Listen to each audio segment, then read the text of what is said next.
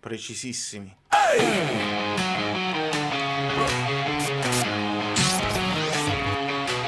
Amici bellini, la strada è sincera, si lotta col cuore, non solo stasera. L'amicizia ci guida, la voce si sente, pazienza e supporto, la fiamma ardente.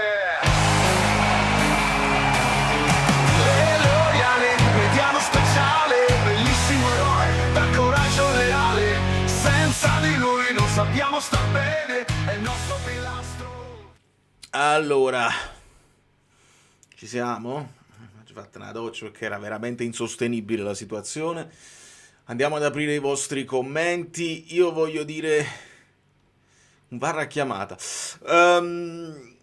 Voglio essere preciso su questo, voglio subito chiarire le cose perché ho postato la reaction e ovviamente la reaction è incontrollabile, ci prendono delle decisioni che in quel momento non ti puoi spiegare e così.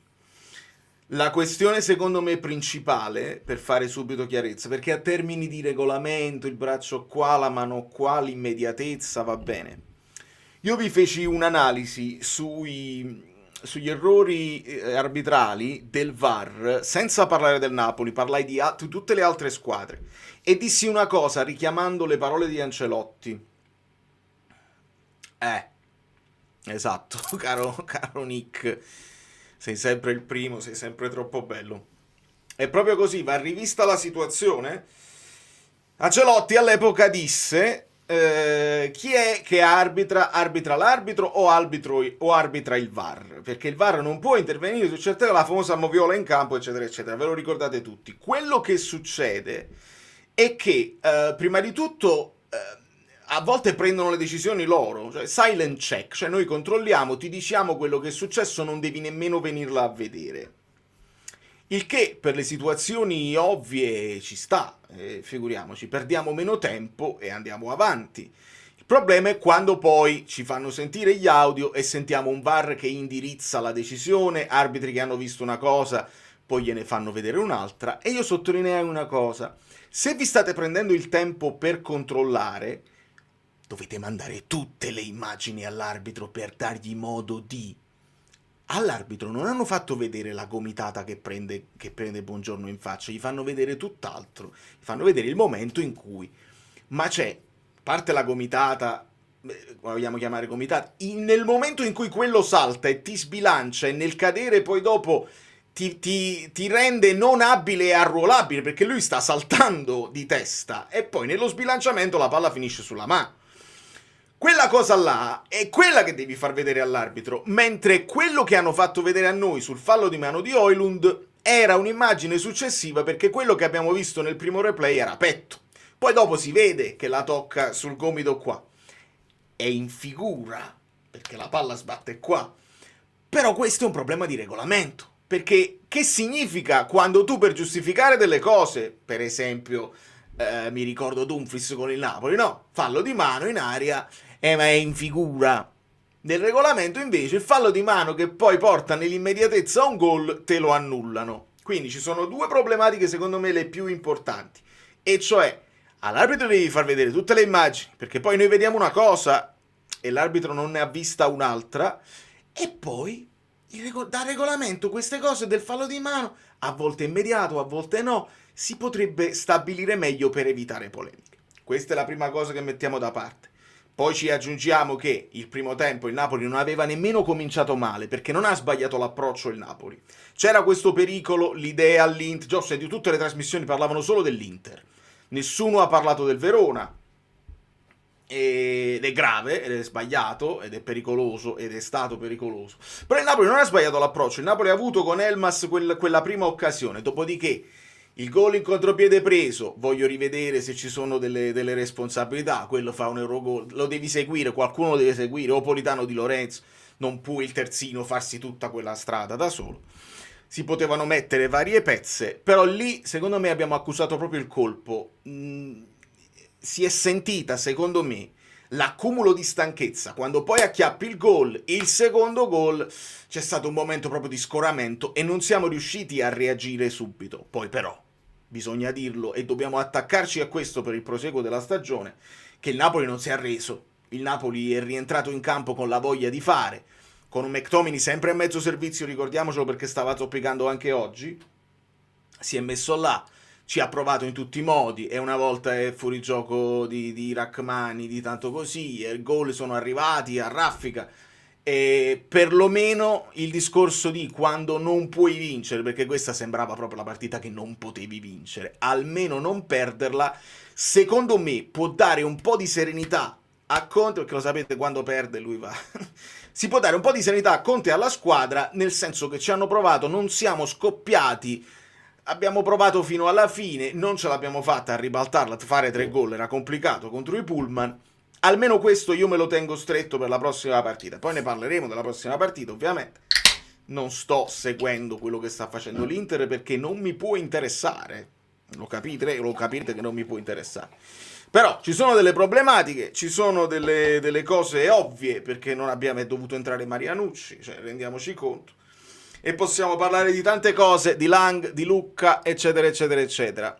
Marelli ha detto che il rigore non c'era. Noi però non possiamo affidarci a Marelli quando spesso Marelli dice una cosa e la realtà ne dice un'altra, nel senso che ci fa piacere, tra virgolette, che Marelli ha detto questa cosa perché riguarda noi, no? Lo vediamo quello che è successo ed è nella naturalezza del che dovrebbe sempre essere così poi il racconto, però qualcun altro dirà che noi accampiamo scuse, ho letto, mi state mandando alcune cose di chi poi ci marcerà e ci creerà tutta la narrativa per la prossima settimana, ed è evidente, l'elmetto, ci dobbiamo mettere l'elmetto. Ho letto solo una dichiarazione di Conte secondo me molto giusta, che lui dice: fa bene Kivu a dire che non gli interessano le mie parole perché tanto siete voi che create il caso per mettere zizzania e polemica, io ho semplicemente ribadito la storia dei club e voi volete ricamarci sopra. Secondo me ha fatto bene a dire così, ma tanto, parla o non parla,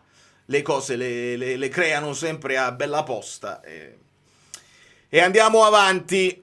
Allora, ringrazio tutti quelli che si sono iscritti, ho visto anche che c'è un nuovo abbonato, ripeto a tutti gli abbonati di iscrivermi in privato e poi a fine live vi aggiungo al gruppo Telegram. Ricordo a tutti che a fine live poi Guido ti fa la domanda, Guido asks a voi e voi potete rispondere alla domanda dopo la live e andiamo a vedere di che si tratta. Si può dire che se non sono in malafede allora sono veramente scarsi, e si può dire che quest'anno stanno esagerando? Credo di sì, e lo dico a livello generale perché mi ha fatto piacere anche analizzare errori clamorosi a favore di altre squadre, quindi non ci voglio vedere un piano diabolico dietro. Sicuramente hanno creato una confusione incredibile e nella confusione, lo sapete, chi lo dice Edoardo, nella confusione sguazzano i potenti, sono sempre loro che poi alla fine ci guadagnano, e questo si lega con tutti i puntini che dovete legare, e non è questione di essere complottisti o nulla, è la verità, è una cosa storica, non riguarda il calcio, riguarda la società. Nella confusione sempre i potenti hanno la meglio. Verona pieno di infortunati, terzultimo in casa tua, quel primo tempo non è concepibile. Esatto, Midori, e te l'ho spiegato però. E facciamo bene poi anche a parlare della partita, ci sarà analisi, voglio poi vedere a quanti interesserà l'analisi. Vedo che già siete pochini, perché è infrasettimanale, perché fa Frid, perché state pensando già all'Inter, non voi che ci siete, assolutamente, gli altri che non ci sono. O magari si verrà dopo la vittoria dell'Inter che sta schiacciando il Parma, mi stanno schiacciando proprio, questa poi è la differenza che fa. Per me, ho visto l'andamento, no? Dopo aver fatto il filotto di partite, stecchiamo Benfica e Udinese, rifacciamo un filotto di 4 e stecchiamo a metà questa qua, e secondo me nella fisiologia delle cose, perché veramente andare avanti con uno dietro all'altro le partite, solo con 2 centrocampisti, senza ricambi, oggi in panchina c'era Prisco, c'era De Chiara, si deve entrare Marianucci al posto di Elmas, e vi renderete conto che ti viene a mancare anche Neres, diventa veramente complicata. Però sì, si doveva fare di più nel primo tempo sicuramente, ripeto, non parliamo di approccio sbagliato, perché il Napoli ci aveva provato all'inizio, Però abbiamo preso una mazzata psicologica in quel momento e lì secondo me si sente di più ancora la fatica. Tu finché vinci recuperi anche l'acido lattico, si toglie prima e speriamo che questo... Io ho visto Scott prendere il premio del Man of the Match incazzatissimo perché Scott ha mentalità, non pareggiare per lui. Pareggiare, ricordo l'anno scorso lui disse yes, cioè fu una partita che pareggiammo che gli piacque, questa qua sta arrabbiato. Quindi secondo me il Napoli ci andrà con voglia di rivalsa sicuramente a Milano. Però due li hai fatti, sei riusciti a farli e mi tengo stretti quelli là. Primo tempo, 5-3-2 senza palla, Elmas più basso e Lang seconda punta, ma Elif poco pulito in zona Neres e Højlund pochi palloni tenuti, Lang meglio con Spina più esterno rispetto a Guti. È vero, Gutierrez mi aspettavo un pochino di più, onestamente, da Gutierrez non mi ha fatto impazzire, Spina molto meglio. Quindi a prescindere da come si è trovato Lang, che ancora una volta sì, però il 6 un po' striminzito.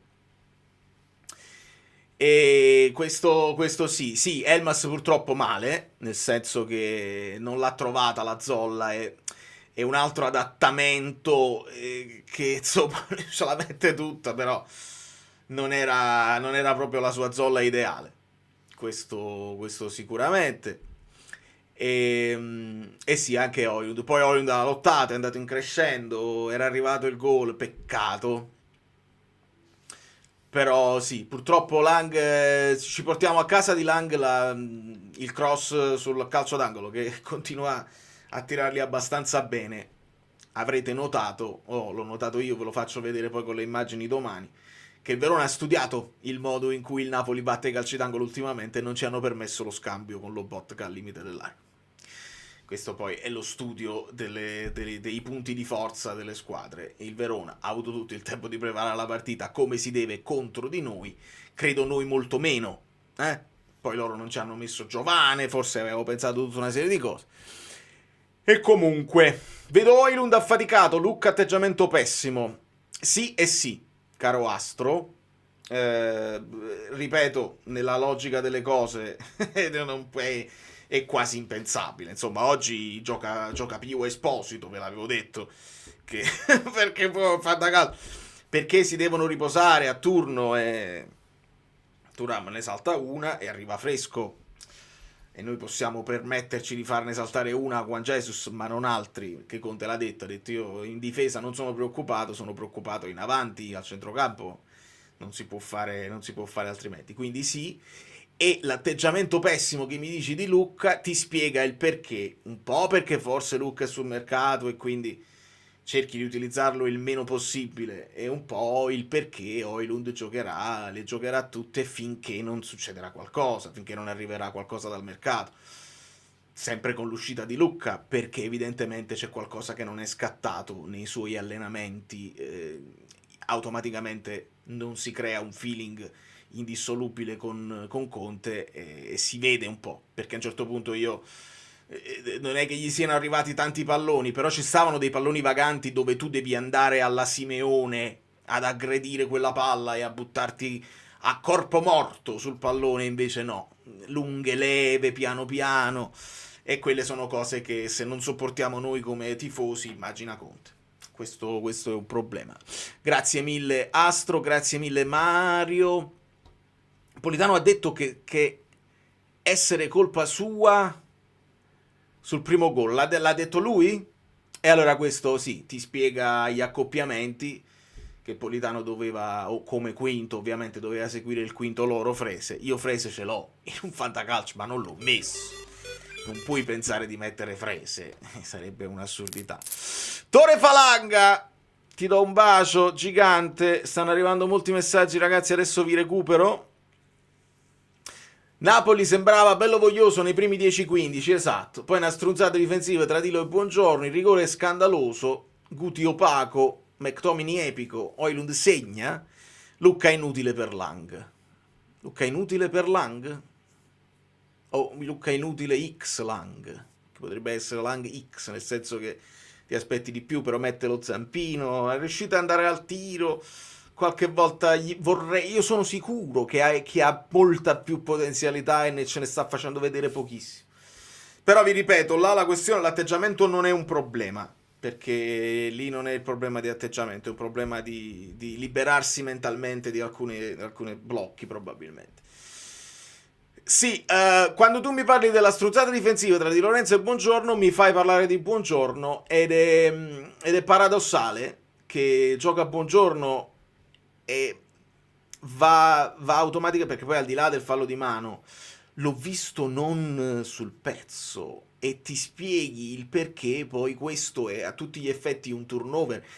Io ve l'avevo, unendo i puntini, vi ho detto, Juan Jesus, essendo diffidato, non vuoi rischiare che prenda un giallo, perché almeno con l'Inter ne vuoi avere almeno 2 a disposizione. Ma ci dobbiamo parlare chiaro, Juan Jesus è il titolare di questa squadra. Parliamo chiaro di questo, perché Juan Jesus con le sue prestazioni, con la sua leadership, col suo carisma, ma con le prestazioni, ripeto, si è preso il posto di Buongiorno, che è acciaccato e comunque non starà al massimo della forma, e sta dando più garanzie in campo, di pulizia, quando c'è da liberare un pallone, da impostare. Dobbiamo accettarlo.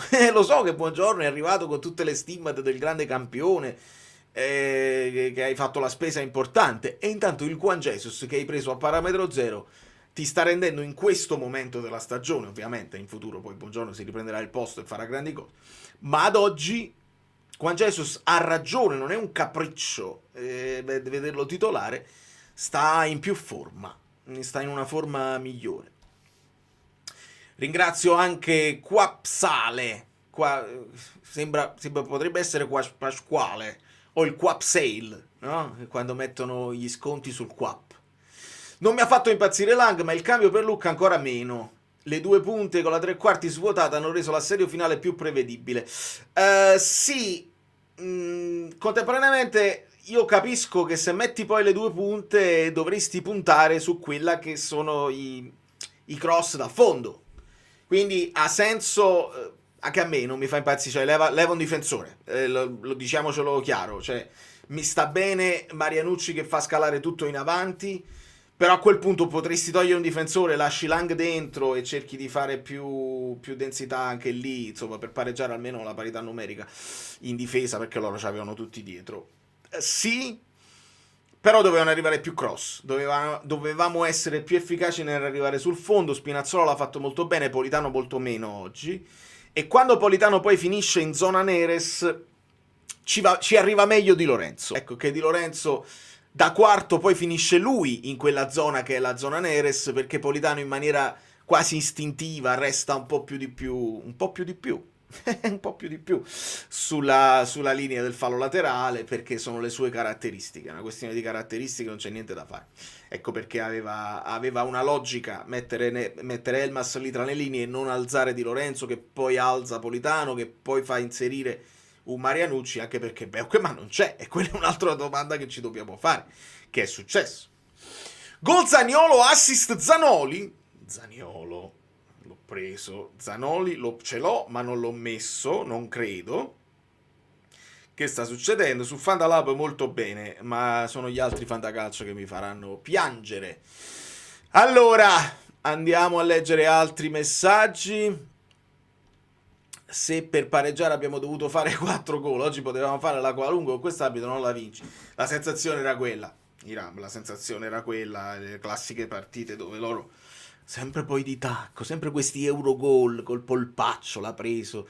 L'unico modo in cui quella palla può entrare dentro è una roba incredibile. Però togli il rigore di Buongiorno, tu comunque dovevi fare qualcosina in più tra quello che è stato il rigore che poi li ha portati sul 2-0 e il gol di Frese. C'è un tiro di Orban fuori. Non c'è altro da parte nostra, e questo ovviamente è da attribuire a quell'impatto proprio psicologico che ha avuto il gol subito, secondo me. Felice di essermi sbagliato su Neres, caro Marco, sì, nel senso che grazie per avermi dato un po' di dritte dalle immagini perché non tutti potevamo vedere il momento in cui Neres si infortuna e si infortuna da solo, non si vedono interventi di avversari. Poi a me sono arrivate le immagini ovviamente dagli spalti, qualcuno che prendeva col cellulare e si vede che insomma mette il piede male e c'è la distorsione, niente di grave, quindi felice di essermi sbagliato perché non è niente di grave. Anche Conte mi pare che abbia detto che proveranno a recuperarlo per l'Inter, ovviamente non starà al 100%, però già avere qualcuno in più in panchina che poi in caso di emergenza lo puoi mettere dentro o addirittura te lo vuoi rischiare, perché è una di quelle partite che ti può cambiare la stagione, ovviamente. Ottimo punto, dice una polemica. Niente parole di Conte stasera, non sono impostazioni, quindi bisogna avere timore della partita di recupero. Amico mio, certo, nel senso che come fai a non avere timore? Il Parma poi è una di quelle squadre che è tutta difesa, c'ha un gioco molto anziano. Sto vedendo un pochino qua, non la sto guardando la partita con l'Inter perché che vuoi guardare, però è tutto un attacco momentum dell'Inter col Parma che non tira nemmeno la testa fuori dal sacco. C'è un XG di 2.8 dell'Inter, quindi magari se li stanno mangiando i gol, e non dobbiamo essere sicuri che quella partita di recupero per chiudere poi il girone d'andata è una partita già vinta, non lo devi mai pensare, è chiaro. Un ass maggiore di Noah Lang, e un ass era un bel furetto, era un bel peperino, però anche lì la famosa fase difensiva a zero, e quindi il calcio è andato verso una direzione diversa, un pochino più fisica. Un asse teneva una tecnica niente male, e anche personalità, nel senso di provarle certe cose a costo di far arrabbiare gli allenatori e poi non avere tanto minutaggio, perché questa è stata poi la fine che ha fatto un ass. Magari Lang sta cercando di fare un passo in avanti proprio di carriera per essere un giocatore completo, e finora ci sta facendo intravedere delle cose, ma non tutte. Sicuramente mi tengo la reazione e la cattiveria del secondo tempo, ma la matematica comincia ad esserci nemica. Sì, se poi rifletti il Milan in qualche modo sta sempre là, vediamo che succede. Si riavvicinano ovviamente perché hanno vinto dopo i passi falsi. È tutto un approfittare dei passi falsi avversari, che si riavvicina Juve e Roma. L'Atalanta ha battuto il Bologna di nuovo. Il Bologna dopo averci messo nei guai con quella sconfitta, che speriamo poter raccontare come una sconfitta che poi ha svoltato l'atteggiamento della squadra, le parole di Conte. Speriamo di poterne parlare in positivo alla fine del campionato, però dopo quello il Bologna si è completamente dissolto, perde partite, tante partite, e non si riesce a riprendere. E ho sentito dire ma il Bologna infortuni. Infortuni valgono per Italiano e non valgono per Conte.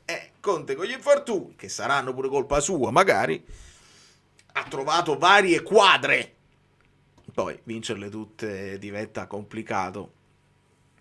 Storicamente se il Napoli gioca per lo scudetto si qualifica in Champions, se domenica la perdiamo inizia ad avere... ma hai ragione, questa è una frase a me cara. È così.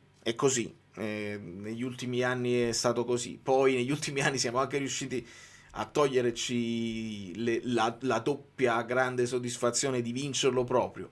Però sì, dobbiamo rimanere attaccati il più possibile, perché se ti fai risucchiare dalla zona dei primi tre nella zona poi del secondo gruppetto, dove c'è Roma, c'è il Como, che giocano senza pensieri, la Juventus, Spalletti adesso ha preso la credibilità, ha preso la mano in squadra. Spalletti ha preso la mano in squadra. 5,5. Gutierrez ha fatto un intervento, non c'è male, poi alcune cose mi è sembrato un pochino moscio. A un certo punto si è buttato a terra e non era fallo, perché c'è stata una scivolata, quello prende il pallone col ginocchio, fa proprio finta di essersi fatto malissimo, si rialza immediatamente perché non si era fatto niente. Male, non lo sopporto, non lo posso sopportare. Quindi lo volevo in campo e sono rimasto un po' deluso. Bellissima la reaction, mi è piaciuto molto come l'hai presa. La reazione c'è stata, sembrava persa. Se dovessimo finire a -7, pensi che ci incasiniamo guardando dietro? Questo è il problema. Io credo che là servirà tutto il conte condottiero, psicologo, comandante, con tutti i termini che volete voi, per convincerli che possiamo stringere i denti e possiamo continuare a lottare. Conte ci aveva un pochino anche avvisato, perché gli allenatori, soprattutto quelli con questa esperienza, hanno una visione più ampia. Noi vediamo le ultime 2 o 3 partite, segniamo belle clean sheet, segniamo 2 gol a partita e pensiamo di poter veleggiare su questo. Gli allenatori vedono più avanti e quindi sanno che arriverà il momento in cui la partita storta, che esiste, la partita in cui tu tiri 50 volte per portiere che fa miracoli. In questo caso Montipò non ha fatto miracoli, quindi la partita dove siamo venuti meno noi nel primo tempo. Però lui lo sapeva già, ce l'aveva detto, arriverà di nuovo il momento di difficoltà, stiamo andando oltre probabilmente quelle che sono le nostre possibilità a livello di rosa in questo momento. E il mercato noi ce lo siamo un po' dimenticato perché siamo bloccati e quindi non possiamo pensare a operazioni in entrata che ci possano rimpolpare il centrocampo nell'attesa di Anghissà, nell'attesa di Gilmour. Perché? Vabbè, ma quello poi torna, hai capito? Ma nel frattempo è 7 gennaio. E cioè abbiamo fatto già 2 partite di gennaio e ne dobbiamo fare un'altra e Anghissà non torna. E se torna a fine gennaio o a metà gennaio comunque non sarà abile o rollabile. Si doveva fare, ma non si può fare. Perché a livello proprio di regolamento non si poteva fare. A quel punto dovevi andare al massimo delle tue possibilità a fare un all-in. Se qualcuno ti voleva pagare Lang, non lo so onestamente, e se effettivamente qualcuno ha intenzione di prendersi Lucca, dovevi fare un all-in velocissimo, andare a prendere un centrocampista e una punta. Ti scoprivi poi in avanti con Lang, è una situazione veramente complicata, non ci possiamo fare niente. Allora, sensazioni dallo stadio, mi fa piacere. Lang era l'unico prima di Spina che sembrava potesse creare qualcosa. Male Lobo, giusto. Poteva rischiare qualcosa nel primo tempo, partita di cuore, sentita da tutto lo stadio. Vero Salvatore, Lobo oggi deludente, ed è giusto e lo sai, e lo sappiamo che insomma non è in discussione il giocatore né il ragazzo. Però oggi qualche imprecisione in più, qualche tocco in più, invece di smistarla subito, oggi è mancato anche il ritmo di Lobotka. E quindi toccare il pallone una volta in più, perché magari i compagni non si liberavano dalle linee di passaggio, loro tenevano tutto bloccato e quindi era proprio più complicato, però sì, oggi Lobo meno del solito, ovviamente. Ciao Vale, ciao Manuelitos. Per quanto riguarda la partita con l'Inter, che pensieri hai? Dobbiamo anche contare che un eventuale successo domenica non sarebbe un qualcosa di fatto, dato le varie coppe e infortuni. Qualcosa di fatto. Qualcosa di... non lo riesco a capire che cosa intendi. Cerca di spiegarmelo. Sarebbe qualcosa di incredibile, di meraviglioso, di fantastico, di folgorante, dato tutte le cose che sappiamo assolutamente. Sì, sarebbe una cosa pazzesca. Dobbiamo vedere come ci arriviamo, come possiamo lavorare, perché non facile. Dopo come posizione media sta più avanti di McTominay, cosa assurda. È vero, l'abbiamo visto anche con la Lazio, che McTominay stava un pochino più dietro, secondo me. Poi McTominay va, il problema è dove tocchi il pallone, perché McTominay sta facendo a tutti gli effetti il mediano insieme a Lobo.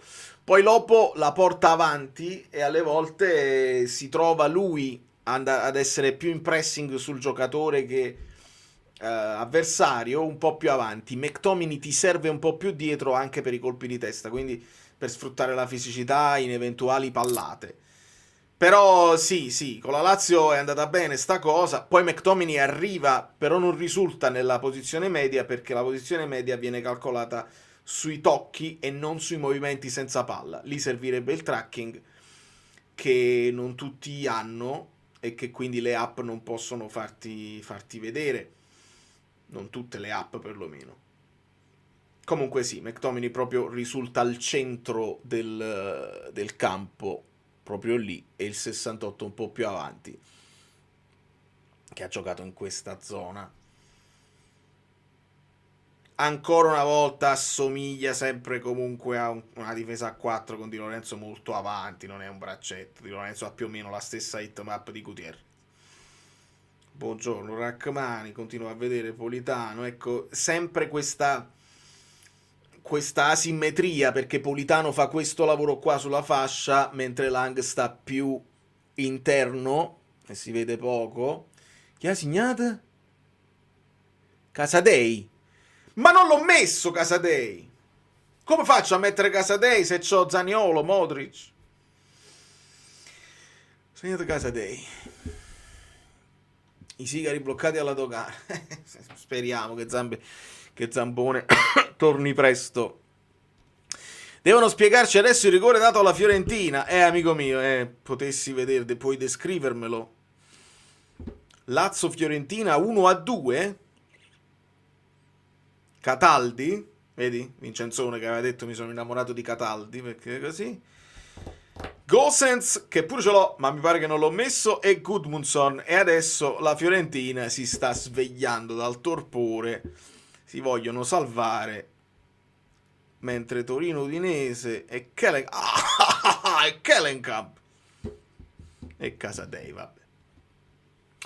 Allora, sei al corrente sulla situazione infortuni, chi possiamo recuperare con l'Inter? Credo, Gennaro, solamente la speranza di Neres, poi recuperiamo ovviamente Mazzocchi che ritorna dalla squalifica e basta. Dobbiamo sperare che McTominay continui a stringere i denti, perché io lo ripeto, quando poi si fanno le analisi e la gente che non si occupa del Napoli la fa facile, vabbè, ma quello c'hanno no, abbiamo gente a mezzo servizio che sta stringendo i denti, che sta giocando, non posso dirti sta giocando con le infiltrazioni, ma so quante mazzate ha preso, perché io li guardo bene. Per esempio ieri a cronaca, vabbè, ma loro possono mettere Beukema è infortunato e non ci hanno spiegato che cos'ha, doveva essere una semplice contusione, non è ritornato più abile e arruolabile, spiegateci che cos'è. Ma il giornalismo un po' a Napoli, poca roba, e un pochino a livello nazionale che non ci curano, non ci seguono attentamente, dice vabbè, ma possono mettere Beukema, spostano Di Lorenzo. No, non possono mettere Beukema è infortunato, in panchina non c'era.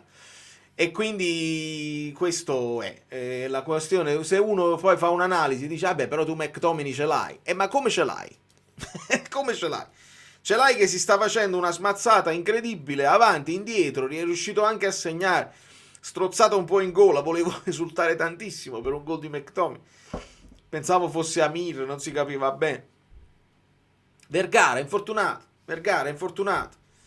anche lui, come Ambrosino. Poi qualcuno può essere infortunio di mercato, là non lo possiamo sapere, non Beukema, però tra Vergara, Ambrosino e Lucca, essere abili e arruolabili è diverso dall'essere in campo così. Comunque non era in panchina neanche Vergara. Domenica Beukema in panchina, saranno in panca?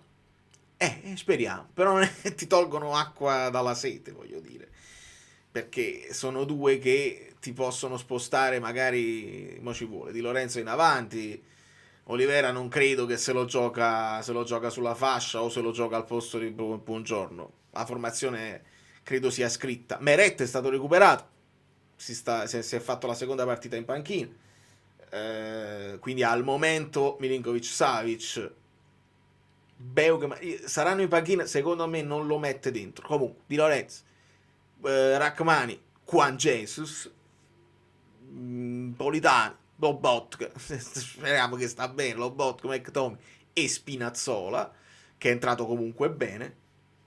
E davanti, se Neres fa un miracolo e stringe i denti, gioca Neres con Højlund e Elmas. Oppure può giocare Lang. Però contro l'Inter quel discorso da fare sul play che il Napoli ha fatto su Sarri bisogna pensarci, perché loro giocano col 3-5-2 puro e quindi devi pareggiare il numero al centrocampo, altrimenti è finita. Il Napoli all'andata fece tutto un discorso tattico mettendo Neres perché non c'era Højlund, e Conte disse se metto Lucca in mezzo a quei tre non la prenderà mai. almeno con Neres si creò quello scompiglio e funzionò alla grande, però avevamo Anghissà che andava e non ce l'hai in questo momento. È incredibile a dirsi, ma è proprio così, caro Elpidio. Equilibrio e sicurezza nel reparto arretrato. Oltretutto ricordo questa definizione, il difensore che parla, il difensore che Rachmani lo fa, ma anche anche un altro che possa parlare. Bonny.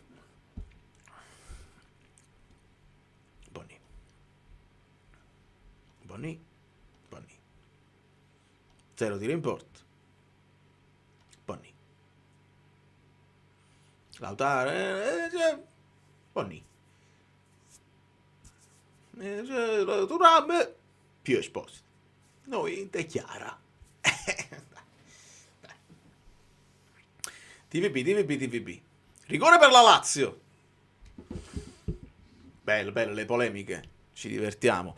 Andiamo a sentire anche qualche vocale, se no va a finire che parlo di tutto e voi lo dite, poi lo ribadite nei vocali e non mi sembra il caso. Questo vocale di Daniele mi sembra tutto vuoto. Scribacchino l'ha tradotto con thank you. Ciao Alex, amici bellini. Vabbè, un po' complicato parlare di tattica, sinceramente, perché questo secondo tempo è stato un casino totale, secondo me, da dopo i gol annullati in poi. Onestamente, almeno rispetto ad altre partite giocate non benissimo, qua il punto sei riuscito a riacchiapparlo, però insomma senza girarci troppo intorno era una partita e dovevi vincere questa. Però è anche vero che ci sono sempre quei cali fisiologici dove abbiamo fatto 5 partite di alto livello, poi siamo morti, poi altre 5 partite di alto livello, siamo rimorti, e quindi purtroppo non avevi nemmeno troppe soluzioni per far rifiatare qualcuno, quindi da un lato ci può pure stare questo calo fisiologico. Sinceramente non me la sento manco troppo di appigliarmi agli arbitri, nel senso che per me il contatto su Buongiorno a centrocampo viene fischiato 9 volte su 10, quindi, perché poi sul fallo di mano purtroppo per me sono falli ridicoli, ma vengono fischiati, quindi io sinceramente non me la sento di prendermela con la tipologia di rigore che ci hanno fischiato. E per il resto l'abbiamo buttata nel primo tempo, perché poi nel secondo ci hanno provato veramente in tutti i modi.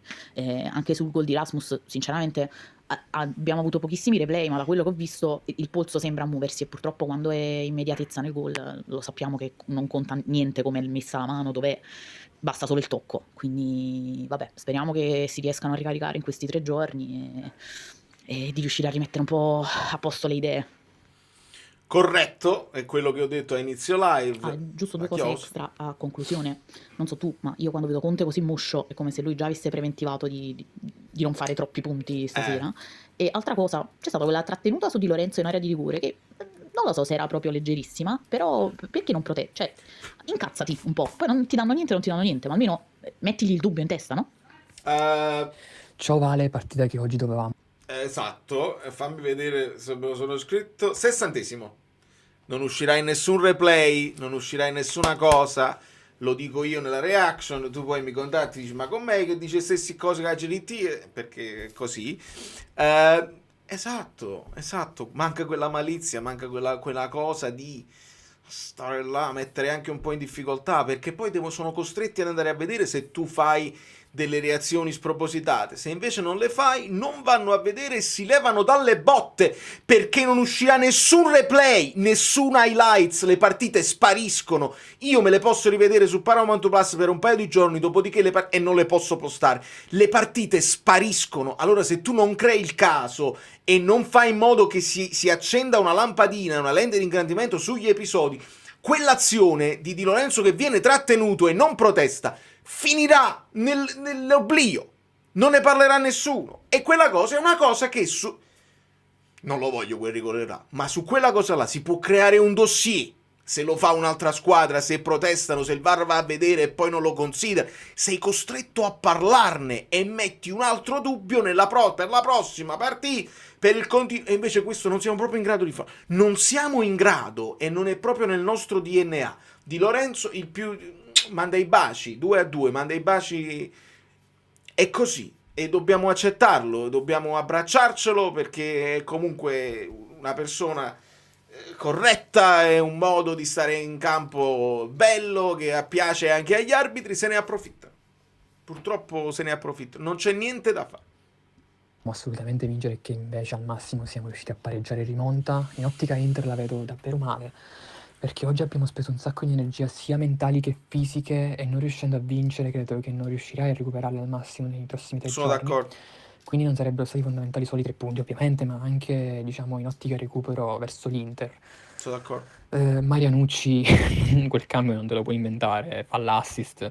Secondo me alcuni allenatori di un certo livello, oltre ad essere bravi, hanno anche delle botte di fortuna, non mi sto riferendo solo a Conte, proprio in generale. E poi Certo. voglio farti proprio una domanda, cioè ti voglio dare uno spunto in ottica analisi tattica. Ti chiedo se puoi andare a prendere i vari gol che abbiamo subito negli ultimi mesi da colpo di tacco, perché non è più una casualità, abbiamo subito oggi, abbiamo subito contro il Benfica, contro il Genoa, la scorsa stagione contro il Bologna, il gol di Ndoye, ricordiamo. Vorrei capire se ci sono delle similitudini fra questi, perché secondo me è proprio il nostro punto debole con l'inserimento dell'attaccante, del centrocampista, che poi la prende e la mette di tacco verso la porta, secondo me non è più casuale. Assolutamente. A seguito di revisione. Ciao Oh, Vale. Maronna mia, a seguito di... Assolutamente. Non può essere una cosa casuale, perché il problema è non li devi fare arrivare al fondo, perché poi dal fondo fanno lo scarico a dietro e lo sappiamo che là molte squadre hanno difficoltà, quelli che arrivano a rimorchio, è sempre così. E tu è una di quelle cose che tu, coprendo per esempio il primo palo, tu copri quella là, però scopri quell'altro, scopri il rimorchio, ed è naturale, quasi che sia così. Midori, i soldi sono stati investiti, può avere mano alle sue responsabilità? Assolutamente sì, nel senso che tra Manna, alcune richieste magari di Conte che non hanno funzionato necessariamente, se Conte ha detto lui che voleva Lucca, Conte a quel punto si deve prendere la responsabilità di aver chiesto Lucca. Se arriva da parte sua, o se non è una scelta di Manna concordata con Chiavelli, o un acquisto in prospettiva che magari speravi ti potesse crescere in casa dietro Lukaku, eccetera eccetera. Tutta una serie di altri acquisti hanno avuto una riuscita media. Come riuscita media ti posso dire Gutierrez, ti posso dire Lang e ti posso dire Beuke, ma riuscita media secondo me. De Bruyne, se per me stava facendo il suo impatto, lo stava avendo e lo abbiamo perso subito. Milinkovic-Savic per me molto bene, che se ne dica, perché poi perdendo Meret è stata buona, se non avevi un portiere di personalità. E quindi sì, Højlund molto bene, Elmas per me abbastanza bene, però sì, facendo il computo di tutto quello che hai preso, non tutte le ciambelle sono riuscite con il buco. Penso che si possa dire. A seguito di revisione, il numero 22 del Napoli, prima del gol, scorreggia fuori dall'area di rigore. Ha portato la puzza dentro, quindi ha stordito i difensori avversari. Decisione, gol revocato, espulsione per Di Lorenzo. Perché veramente non so più che cosa inventare. Cioè non sanno più cosa inventare. Avevano chiamato CSI Miami per togliere il gol a Højlund oggi. È vero. Veramente. Cioè, io nella testa avevo Vabbè, è andata così. Pareggio. Va bene. Dai, va bene. Comunque non gli abbiamo lasciato i 3 punti a ste lote. Possiamo dirlo lote? Sì? Oramai l'hai detto. Ciao. Adesso vediamo con l'Inter cosa dobbiamo fare. Vediamo, assolutamente. Però sì, oltretutto il fatto che venga richiamato al VAR per quel fallo di mano su Buongiorno, là, se tu addirittura c'è un fallo al contrario, vuol dire che là è un pochino più difficile da accettare. Io quello là del fallo di mano in immediatezza lo posso anche accettare, ma quello di Buongiorno è un po' più difficile. È un po' più difficile da accettare per me. Ma prima... esatto, perché poi proprio quello, e sono riuscito a metterlo nel... perché c'è sempre un esempio. Il dio del calcio ti porta sempre un esempio a breve termine, così non ti devi nemmeno sforzare con la memoria, di cose in cui poteva succedere questo, ma è subito dopo, e sono comparabili assolutamente, però a loro no, a noi sì. Ma prima... Daniele, rifai il vocale, non si sente niente. Vediamo questo chi è. No, qua si apre un video. Alessandro Fiore, sei completamente impazzito. Per Dazzoni, campioni d'Italia non siamo noi ma l'Inter, molto bene. Ciao Valerio, Fabio buonasera amici Alessandro. bellini. Stasera le parole di Conte niente perché non sono a casa mia. È un Non voglio grande, è un grande. appellarmi al rigore dato al Verona, che il VAR non poteva intervenire, lo ha detto Marelli, eccetera, eccetera. Lo dico giusto per, ma assolutamente non ci sta niente da dire su questa partita. In che senso? Non voglio dire quello ha sbagliato, quello ha giocato bene, ha giocato male. Contro queste squadre devi vincere e basta, andate e ritorno.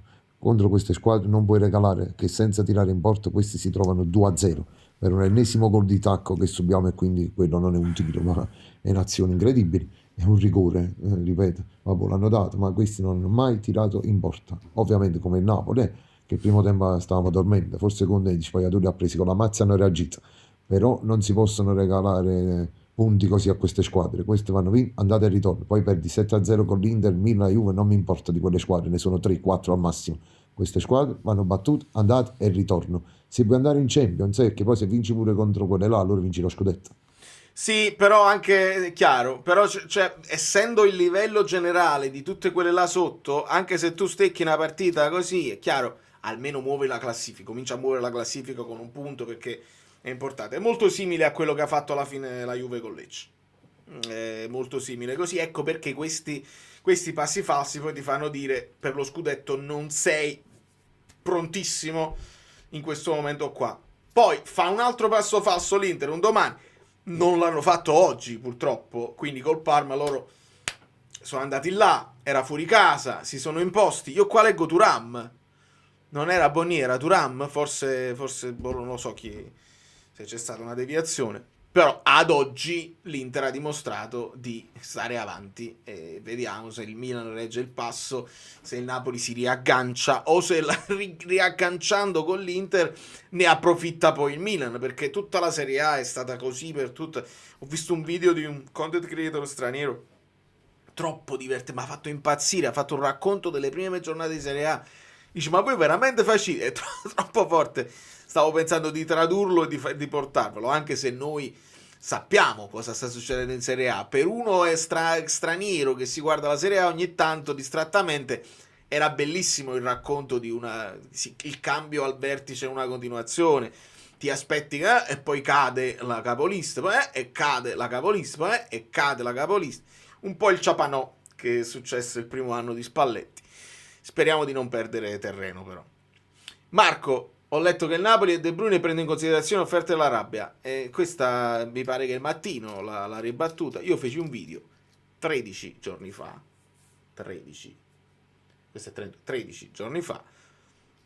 Intitolato Ho paura, dove spiegavo il blocco del mercato e dove, nel voler scongiurare una cessione eccellente che poteva essere solamente quella di McTominay, mi sono chiesto se il Napoli non stesse ragionando anche sotto questo punto di vista su un giocatore che va recuperato, che non si sa quando recupera, che probabilmente lavorerà, farà di tutto per ritornare abile e arruolabile per il mondiale, ma che non si sa quanto ti può dare quest'anno. E se c'è una squadra che se lo vuole accogliere per riabilitarlo e prepararlo al mondiale senza grandi patemi d'animo e velleità di vincere i campionati, oppure una squadra che vince facile il campionato,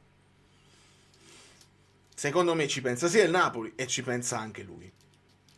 E nel dire questo la fitta mi viene, mi sento male e spero che non accada, perché anche se deve giocare un'altra solo partita col Napoli, io De Bruyne lo voglio vedere, lo vorrei vedere anche l'anno prossimo. Però sappiamo che il Napoli è a blocco del mercato, sappiamo che questo è un giocatore che non ti rientra subito, così come Lukaku, di conseguenza è una cosa che non lo so se è vero questo, o se semplicemente hanno visto quel video, hanno preso spunto, o semplicemente è una cosa plausibile che, come è venuto in mente a me, può venire in mente a quelli del mattino, perché è una possibilità. Non è inutile che poi qualcuno mi viene terrorismo psicologico. È una possibilità, è una realtà dei fatti che sicuramente il Napoli col blocco del mercato sta considerando.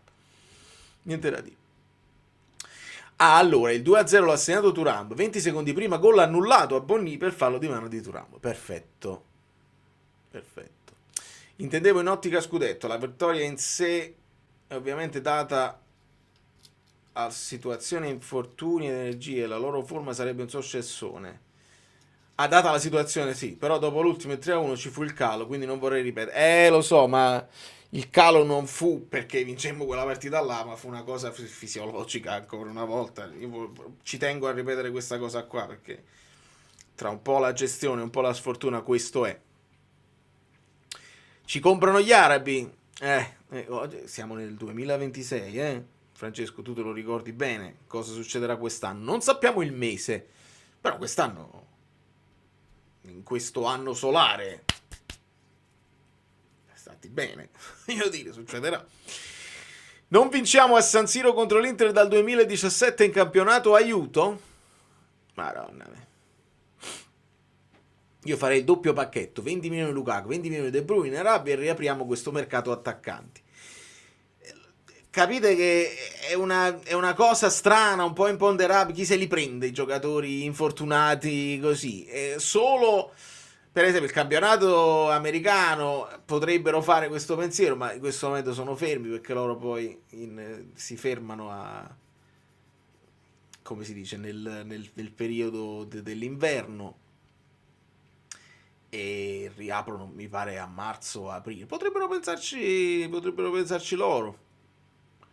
Potrebbero pensarci gli americani o gli arabici, che fanno operazioni che non sono strettamente legate alla vittoria sportiva, ma sono operazioni di marketing, sono operazioni commerciali, sono affini di pubblicità, di muovere soldi che hanno in eccesso e li utilizzano così. È il 2026 e questo è l'anno. Questo è l'anno. Certo, il dream era quello, poterli vedere insieme. Io sto facendo giocare KDB, Big Rom con Mertens pure alle spalle, mi sto divertendo. Non si possono regalare gol, ma il Napoli ha fatto 4 gol e ci hanno dato un rigore contro inesistente. Ma di cosa parliamo? Andiamo. Allora, tutto a posto. Mitra e gola tagliata. Polemiche su Orban. Questo pure mi fa piacere parlarne. Esattamente. Ecco perché Højlund. Perché Højlund aveva questa esultanza. L'abbiamo vista fare a Manchester. E in un paio di gol che ha fatto con il Napoli ha quasi fatto, no, l'imperatore romano, perché l'imperatore fa così e poi quando poi dice si fa il gesto. Però si è fermato. Si è fermato. Secondo me, e se è così bravo Napoli, gliel'hanno detto, dice cerca magari di evitare se hai questa esultanza perché non è il massimo. Esempio per i bambini, lo sappiamo i tempi in cui viviamo. Battistuta faceva il mitra, Zirkzee continua a fare il mitra, alcuni li fanno e non c'è niente di male nemmeno, non esageriamo, però questa esultanza è stata un po' troppe cose, cioè un mitra in terra, poi che state, poi bacio, poi un po' All Black, un po' imperatori romani, esagerato probabilmente, ed ecco perché probabilmente Højlund non lo fa più. Secondo me gliel'hanno detto e hanno fatto bene, perché c'è modo e modo di esultare, sono più belle quelle esultanze dove tu sei felice magari e godi per il tuo gol invece di fare non è nemmeno violento, però insomma è abbastanza, ci sono altri modi secondo me anche più belli di esultare. E questa non era il massimo. Nel frattempo voi state parlando, questi sono i vocali, non parlatevi. Vabbè. Daniele, aspetta. Buonasera Valerio, buonasera amici bellini. Purtroppo stasera una brutta battuta d'arresto. Un primo tempo totalmente da dimenticare, dove su di tutti mi viene in mente Højlund e Gutierrez. Adesso ti continuo il vocale. Calaiò faceva l'Alcire, ma ultimamente anche Cavani ha fatto l'Alcire col Boca. Lo stesso Cavani a un certo punto ha scoccato delle frecce, ma può essere anche Cupido verso i tifosi, insomma, innamoriamoci cioè, molto diverso rispetto alla gola sgozzata, alle mitragliate ai tifosi, un po' diverso. Purtroppo hanno performato peggio di tutti gli altri, a mio parere. Gutierrez ha sulla coscienza il primo gol. Højlund credo abbia perso qualsiasi scontro di gioco che si poteva. Gutierrez il primo gol? Me lo devo rivedere, a un certo punto ho visto, lo vedete in reaction, dico, ma perché stiamo 3 contro 3? Cioè un contropiede abbastanza veloce, dove loro poi temporeggiano pure, noi rientriamo in massa, però senza poter mettere una pezza, e quindi voglio vedere come abbiamo perso il pallone, non me ne a sono perdere accorto. nel primo tempo. Poi per fortuna nel secondo finisce in crescendo e in verità lui la butta anche dentro, però poi c'è quel tocco di mano che ci hanno sempre detto che nell'immediatezza è punibile e quindi ci possiamo fare poco. Mi tengo due cose di questa partita, mi tengo la reazione del secondo tempo, dove comunque la squadra è rientrata nel secondo tempo per ribaltare il risultato e per poco non ce l'ha anche fatta, e mi tengo anche l'atteggiamento di Lang, che è ancora poca roba, deve ancora alzare i giri del motore, deve fare di più, però io l'ho visto pimpante, l'ho visto voglioso, con una certa grinta di determinare, non ce l'ha fatta, magari non ce la farà mai, però io vedere un Lang con questo atteggiamento lo prendo e lo porto a casa. Vedremo a cosa porterà, però ecco, non mi è dispiaciuto. Che altro dire? C'è poco da dire, forza Napoli, speriamo domenica contro l'Inter. Pure secondo me, insomma, Lang ci è andato abbastanza vicino. Alla fine uno dei tiri, dei pochi tiri, perché Napoli fa pochi tiri verso la porta, è suo. E Montipolo para.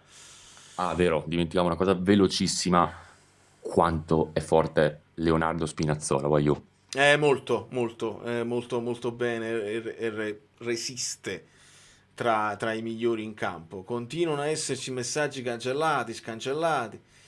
Cercherò di essere breve, 2 minuti e forse... Penso se non avessi cercato di essere breve, vabbè, si stanno divertendo qua. Tore. Voglio, ma cioè, per quello che dovevo dire, come facevo a essere più brevi di 2 minuti? Proprio è impossibile. Cioè, resta telegrafico. Cioè, praticamente non solo purtroppo non funziona la meritocrazia, cioè tu ti devi sbattere, devi metterti le mani in faccia, devi fare teatro, perché altrimenti i rigori non te li danno. Io il rigore di Di Lorenzo non l'avrei mai dato, però nella media dei rigori di merda che stanno dando, penso che a quel punto l'avrebbero dato, perché la maglia di Di Lorenzo cioè, è molto tirata, almeno dal video si vede che è molto tirata, dall'unico video che hanno fatto vedere, perché poi non hanno fatto vedere nessun tipo di replay su quella cosa, proprio perché lui non fa le scenette. A sto punto fanno bene quelli che la fanno, se è così No, però sì. devono vincere. No, ma c'hai ragione, Alfo. È proprio quello il discorso. E io... Napoli-Verona. L'immagine è Mertens. Il Napoli-Verona, quella famosa Napoli-Verona con Gattuso. Mertens subisce un fallo. Si gira, protesta, però c'ha la faccia di chi sa che non è abbastanza. C'è il fallo, ci può stare. È un fallo che ti danno se sei una squadra con le strisce. Però... lui lo sa dentro di sé che non è abbastanza, quindi protesta ma non tanto, c'è il sorrisino, dice niente, non l'hai visto proprio, non c'è niente da fare. Uguale Di Lorenzo, si gira, dice però non c'hai quella voglia, quella sicurezza nei tuoi mezzi, anche la spavalderia, anche la sfacciataggine di quando sei sicuro che è fallo, oppure non sei nemmeno sicuro ma vai comunque, perché nel tuo DNA c'è quello, ingannare l'arbitro. Un po' l'ha fatto Lucca, perché Lucca cerca di mettere il cross, cerca di tirare, il pallone sbatte sulla sua gamba in maniera evidente ed è fallo di fondo, e Lucca si gira all'arbitro e dice ti giuro. E che ti giuro? E se ti giuro e l'arbitro ha visto, poi diventi non credibile. Però se la maglia si è tirata un pochino, ce l'hai l'appiglio per poter mettere un dubbio all'arbitro, e purtroppo non è proprio nelle nostre corde, non c'è niente da fare.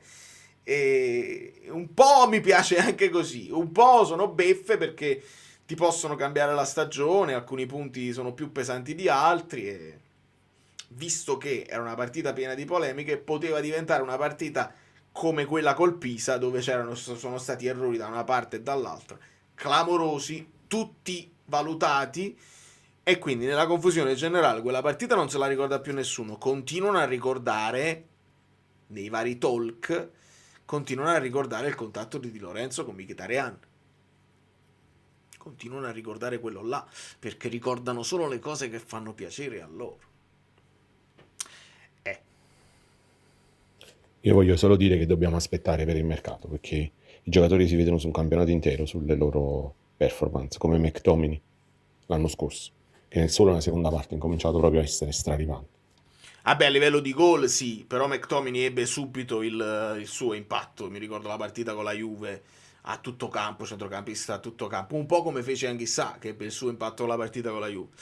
Poi i gol cominciano a avvenire nella seconda cosa, ma l'impatto di McTominay io me lo ricordo bene da subito.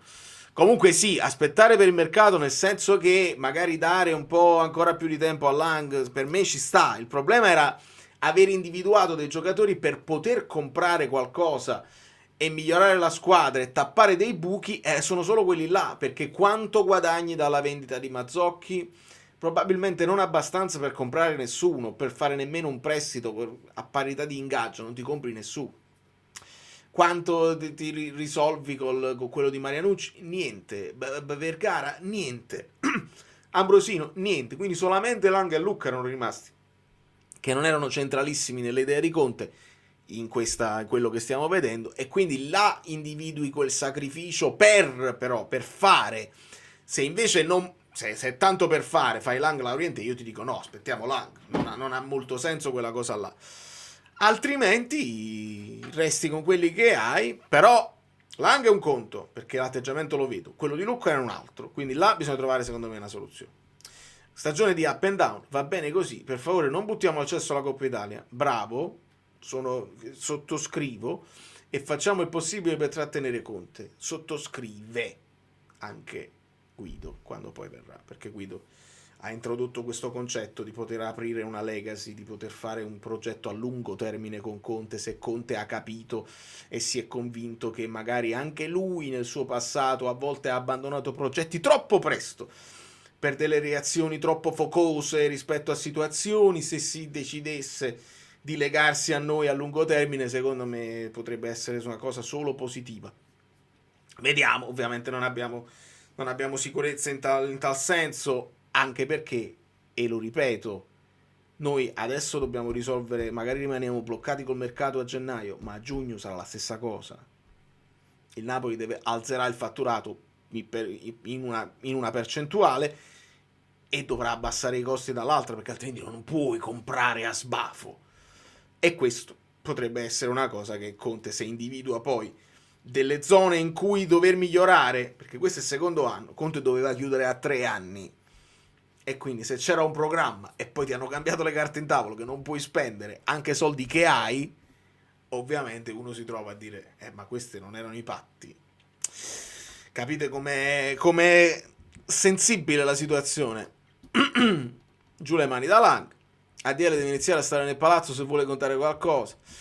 Amico mio, sì, che ti direi di sì, però spesso entra tranciante tutte le volte che c'è un'intervista, una cosa, non lo so se riuscirà mai a farlo. Alle volte bisogna essere un po' più morbidi, un po' più diplomatici. Spesso preferisce andare allo scontro e non so quanto ci guadagniamo. Se ADL si fa sentire verrà attaccata tutta la che poi è sempre così, quindi io fossi a De Laurentiis farei il pazzo, come lui sa e può fare, per la questione mercato, in cui squadra solita non può essere più per questo che per l'arbitraggio. Sono d'accordo sotto un certo punto di vista, perché sull'arbitro ti possono sempre intortare e dire no, ma quella a termine di regolamento, la manina, la cosa, e quindi a livello di arbitraggi non te ne esci pulito. A livello di regole cambiate in corsa per stabilire un parametro che non era quello quando hai fatto il mercato, secondo me abbiamo tutto il diritto di dirlo, e l'abbiamo in qualche modo già accennato e ribadito, però alla fine cosa cambia? Fai il pazzo e niente cambierà. Le deroghe, un modo per risolverlo è quello di mettere i liquidi da parte sua, senza che li debba mettere soldi suoi, che insomma la famiglia non ha 20 milioni da spendere così. Li prendi dal Napoli, ci hanno detto che si può fare, li versi a te e poi li reinvesti come ci hanno detto che sta facendo il Pisa. Questa è una scelta, poi se lo vuoi fare o no è un altro paio di maniche. 2 minuti e 25. Non ho resistito non ce l'ho fatta a assistere alla live, ho assistito un poco, troppo nervoso, mi sono troppo incazzato per questo risultato, con tutte le difficoltà che abbiamo. Ho visto i commenti del Genio e mi ritrovo completamente. Senza ricambi, giocando così, facciamo ottimi filotti, troviamo la quadra, ma se non entriamo 100% subiamo. E il Verona, abbiamo subito il Verona nel primo tempo e non abbiamo capito niente. bella la reazione, ci dà delle possibilità. Luca è inutile, Luca è stato proprio un buco nell'acqua, purtroppo non c'è niente da fare. Da Lang ci si aspetta sempre un pochino di più, Gutierrez mi ha deluso, mi aspettavo di più, molto scolastico, quando tutta la squadra va bene, ma insomma si è visto, se Spinazzola veramente sembrava di un'altra categoria. E comunque Buongiorno, non so che cosa pensare, sembra che stia venendo meno, insomma, non lo vedo più deciso, non ha più quell'anticipo, non ha più quella forza fisica, quella sicurezza, quella potenza fisica che ha sempre avuto e che l'ha sempre distinto, forse un po' nelle decisioni, un periodo, forse si riprenderà e si capisce perché Juan Jesus gli ha preso il posto per adesso, insomma, che Conte, meno male che non guardi in faccia a nessuno. E niente, purtroppo è andata così, speriamo di andare a Milano e di fare una bella figura, che se dovessimo perdere, purtroppo, dobbiamo dire addio alla lotta a scudetti, insomma ci dobbiamo accontentare di un piazzamento Champions e bisogna sperare che i ragazzi non mollino, perché a questo punto la Champions sembra un contentino. In questo spero che Conte sia bravo a mantenere tutti sulla corda e finire il campionato al secondo posto. Questi ragazzi, mi sono troppo amareggiato, un abbraccio a tutti. Un abbraccio a te, tra l'altro sì, poi noi ce lo possiamo dire tra di noi, nel senso che se è vera quella storia che lottando per lo scudetto comunque andiamo in Champions e se lottiamo per la Champions è un po' pericoloso, dovremmo portare avanti un discorso quasi anche se non ci crediamo e dire no, ce la puoi fare, nel senso che un po' alla Spalletti, no? Ho tutto quello di cui ho bisogno, no? Sì, siamo forti, non c'è problema. Per non far staccare la spina, perché io lo so, quando stacca la spina sta squadra siamo capaci di tutto. Proprio per quella mancanza di malizia di cui vi dicevo prima, siamo veramente capaci di Noi dobbiamo dirci, secondo me, in maniera molto chiara e onesta una cosa. Non abbiamo memoria, almeno noi, a parte qualche amico bellino di vecchia data, ma insomma, degli altri scudetti, quelli là dell'epoca di Maradona, di Ferlaino. Abbiamo memoria però dell'ultimo scudetto, dopo il quale abbiamo fatto una finaccia. Se noi quest'anno non riuscissimo ad arrivare allo scudetto per una serie di problematiche, di errori, di sfortuna, di gestione sbagliata, di mercato non fatto bene, di arbitri, qualsiasi sia il motivo che non ci fa vincere, o per maniera strutturale, Napoli vince 2 scudetti consecutivi, è una cosa... Se non dovesse succedere questo, secondo me dovremmo apprezzarla una stagione dove arrivi secondo o terzo, senza uscire ovviamente dalla Champions, perché là non lo puoi accettare. Ma se arrivassi secondo o terzo, secondo me dovrebbe essere una stagione apprezzabile. Non so cosa ne pensa il nostro amico Guido Gentile. Se io mi sposto, glielo posso probabilmente chiedere, se mi sposto da quest'altra parte e faccio partire i puntini. Perché uniamo i puntini, i numeri. Questa deve essere la sigla di Guido Gentile. Il professore c'ha già mettere una musica perché sennò non significa niente così. Vabbè. Non è riuscito bene Guido la cosa. Però vediamo, dopo Matrix abbiamo unito i puntini.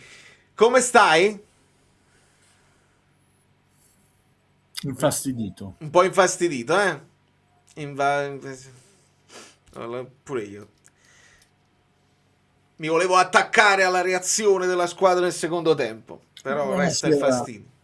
Amiche belline, buonasera amici bellini, buonasera Valerio, buonasera, infastidito me stesso.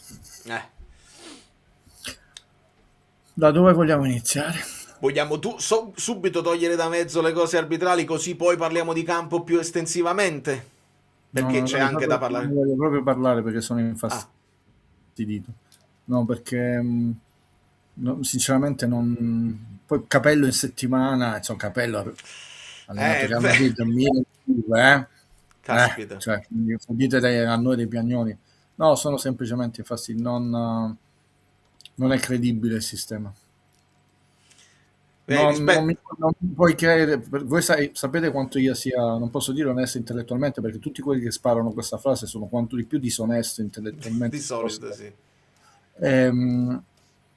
Qualcuno mi deve spiegare il laccio californiano, no? Così si chiama nel wrestling, subito da Elmas ripetutamente dopo che era a centrocampo. No, prima al corpo e poi l'ha preso per il collo e l'ha continuato a tirare, che lui ha detto e basta, tira. Se qualcuno mi spiega quello, allora poi possiamo parlare di arbitri.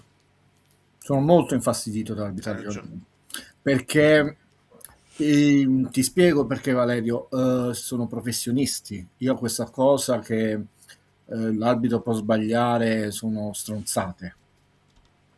tutti sbagliano i chirurghi, le operazioni e speriamo il meno possibile. Cioè è una frase che in italiano non significa nulla, è ovvio che siamo esseri umani, non so se esiste un padre eterno, quindi io devo conoscere una persona che in vita sua non ha fatto un errore, quindi è una frase che non ha nessun senso in italiano, però noi la prendiamo per buona come se poi devi accettare tutto. Non è quello il problema. E così come io studio qualunque cosa nel mio settore, il linguaggio cinematografico, un difensore studia qual è il pianoforte dell'attaccante, quali sono i suoi movimenti, eccetera, eccetera, il portiere, no, i rigori, gli arbitri dovrebbero studiare, no? Si sa che il Verona è la squadra che fa più falli in Serie A, ma non da questa stagione, da tempo immemore, no? E Sì. quindi tu devi adottare un certo metodo di arbitraggio, no? Perché se io gioco col City, poi non è detto, perché il City di Guardiola uno può fare un'entrata sbagliata a gamba tesa e quello va ammonito, eccetera, no? Quindi anche gli arbitri dovrebbero studiare, no? Diventa tutto non credibile su determinate cose. Quindi quello è da regolamento. Io non so nemmeno se è arancione o rosso, perché Mazzocchi è stato espulso per molto meno. Hai ragione, cioè che tu mi prendi la maglietta così o mi metti la mano al come No, si fa a dire prendere per il collo è borderline, cioè che sia giallo è sicuro, no? Che sia giallo è sicuro, e che un arbitro se lo fai durante i mondiali ti buttano fuori.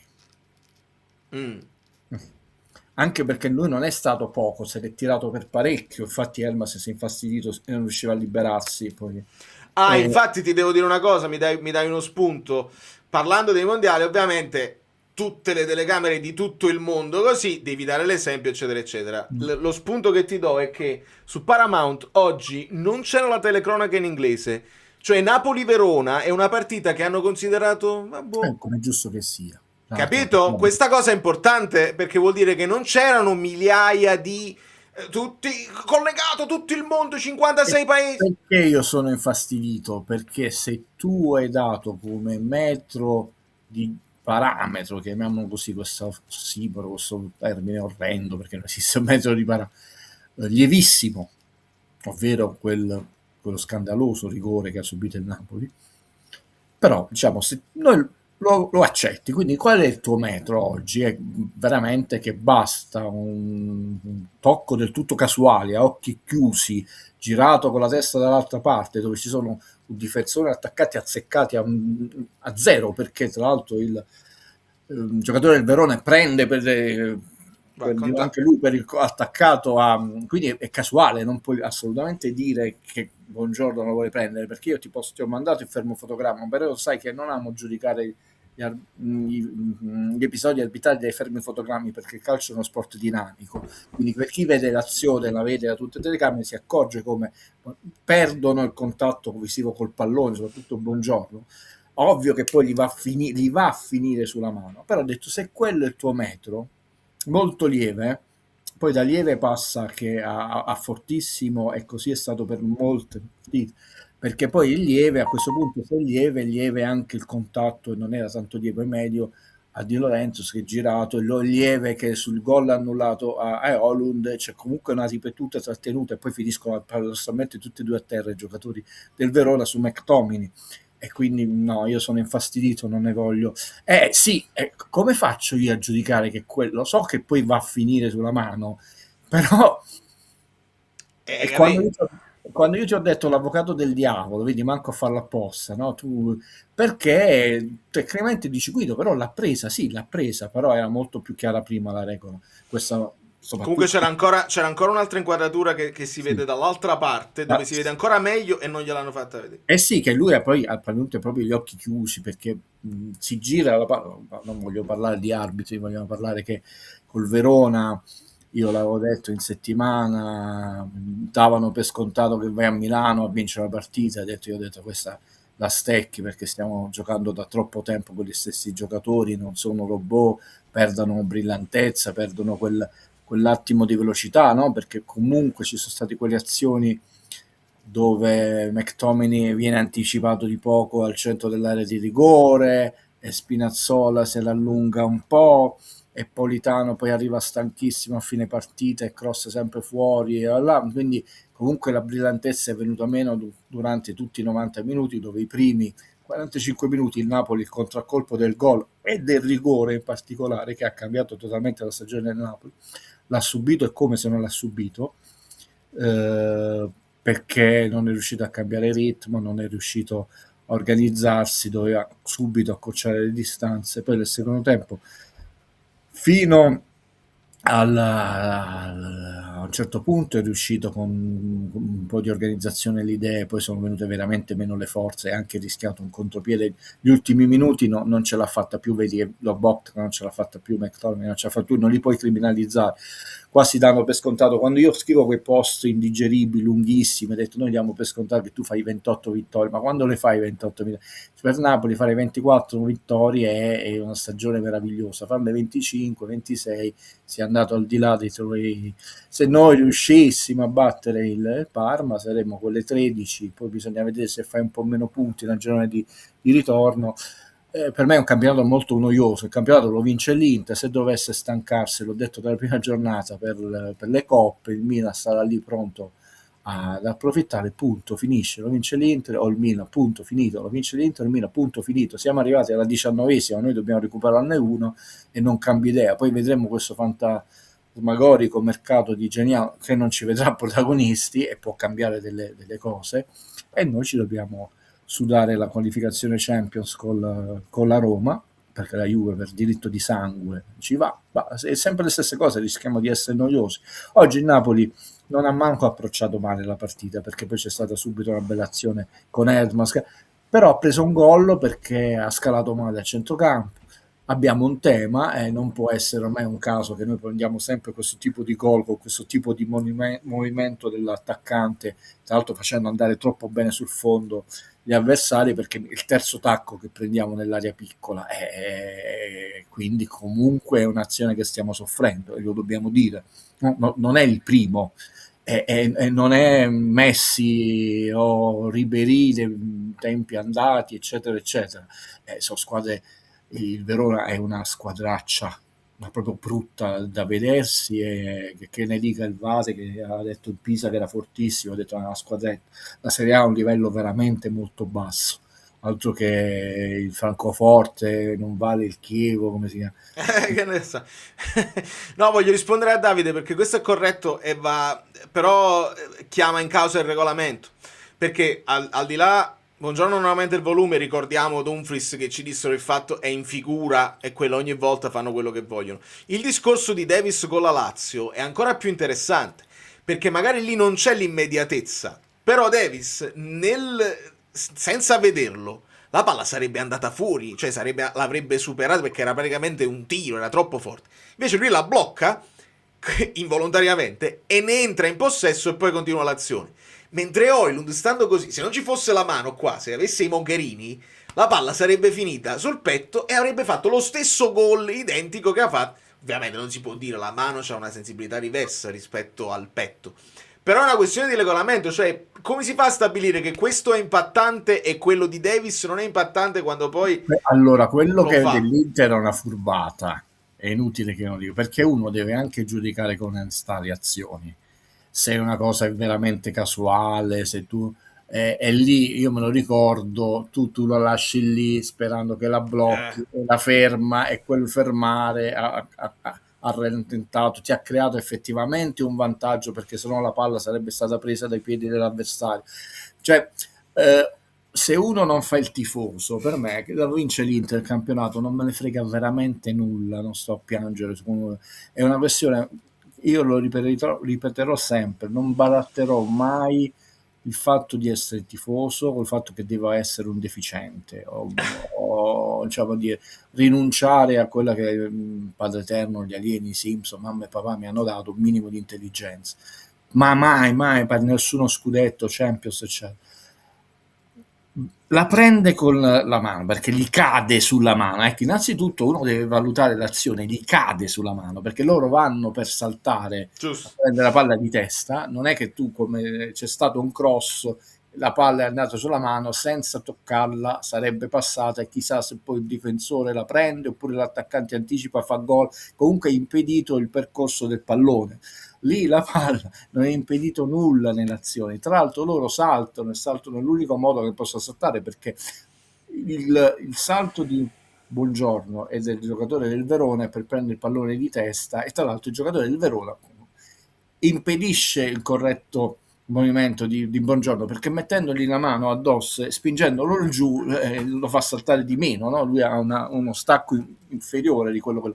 Quindi la loro azione per prendere il pallone di testa non la prendono pulitamente, la palla gli cade lì e gli è caduta lì. Se impedisse un gol, impedisse che andasse un avversario, impedisse proprio il proseguimento della palla, sarebbe già un danno diverso, ma è veramente un'azione del tutto casuale, viziata da un fallo netto del giocatore del Verona. E quindi la regola va scritta meglio, e io su questo non posso essere accusato di nulla, perché lo dico da anni, ed è scritto in modo tale che tu ti devi fare il segno della croce e devi dire oggi come la interpreteranno. Noi addirittura contro il Verona ci possiamo lamentare, contro il Verona, ultimo in classifica, squadraccia, una squadra proprio brutta a vedersi, una squadra che fa più falli in Serie A, e oggi spezzavano l'azione, perché Infatti poi però se ci pensi pure il Torino, cioè, capito? sì, la Serie A è brutta, Valerio, i è falli, brutta. è vero, dico, le partite dove siamo venuti meno, a parte il Bologna che può avere una sua dignità quando stanno in forma, e vabbè, però il Torino, Tanto è l'Udinese, vero che non ti fanno il commento, ma mica li vogliono buttare i soldi. hai capito? Cioè, non aveva proprio, se vabbè, il Napoli magari la vince facile. Però c'è un tema, e che è quello importante.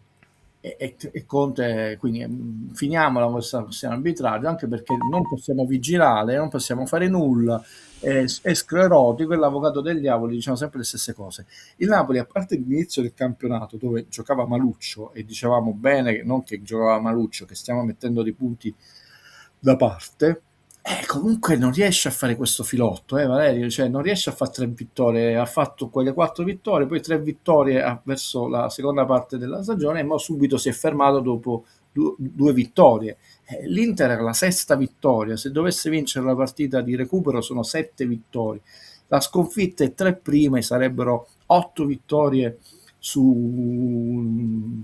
No, che 8, scusa, 7, 3, 11 vittorie e una sconfitta, ha messo il turbo oggettivamente, mentre noi non ti diamo la garanzia di essere una squadra che riesce a fare 5-6 vittorie di seguito, perché non abbiamo quella qualità costante, perché dice ma come guida hai detto che abbiamo giocato, infatti abbiamo giocato bene domenica scorsa, però quella è la squadra che non ha una qualità eccelsa, quindi deve avere le energie costanti, e in questo periodo non le può avere, perché non sono cambiate le cose, anzi oggi sono addirittura peggiorate, perché manco Ambrosino, Neres, l'abbiamo detto, vabbè, secondo me 15 giorni se li fa, lo porteranno in panchina con la caviglia gonfia, lo sappiamo, perché il Napoli anche vincendo è fuori dalla corsa scudetto ormai, cioè è inutile, non è per pessimismo, deve vincere per confermare la classifica qui, e stiamo a meno 4. Comunque sì, no, la vittoria è perché altrimenti noi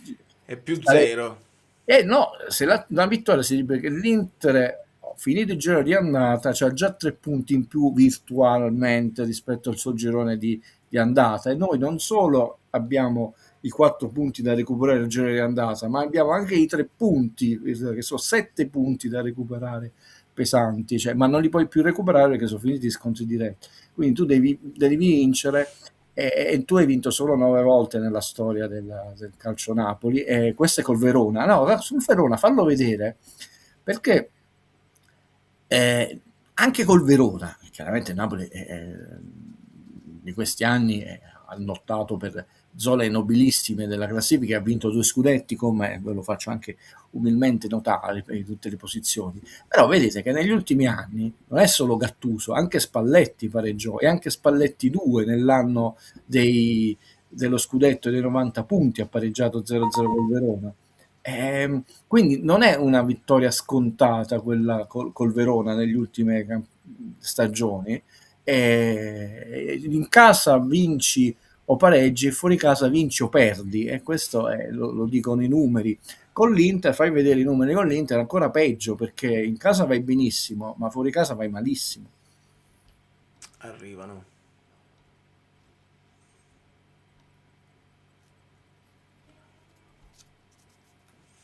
Eccoli. Insomma, adesso sono bellissimi a fuoco, sono 2 vittorie, 5 pareggi, 11 sconfitte, 16 gol fatti, 26 subiti. Vedi l'ultima vittoria, Sarri con l'1-0, mi sembra Nagatomo che fallisce Caglion sulla sua azione preferita, il taglio dal palo opposto, entra e fa gol sul primo palo, diciamo, del portiere, no?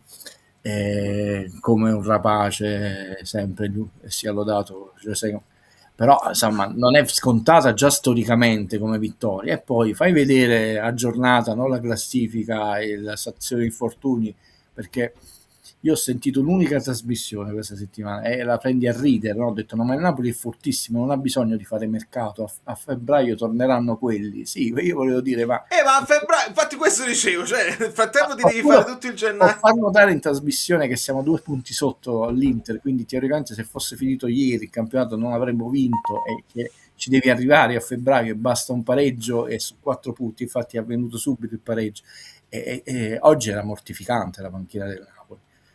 Ma tra l'altro significa anche che queste persone si stanno allenando in meno da sole, cioè è imbarazzante ormai. Sappiamo che tra l'altro Lukaku è un punto interrogativo serio.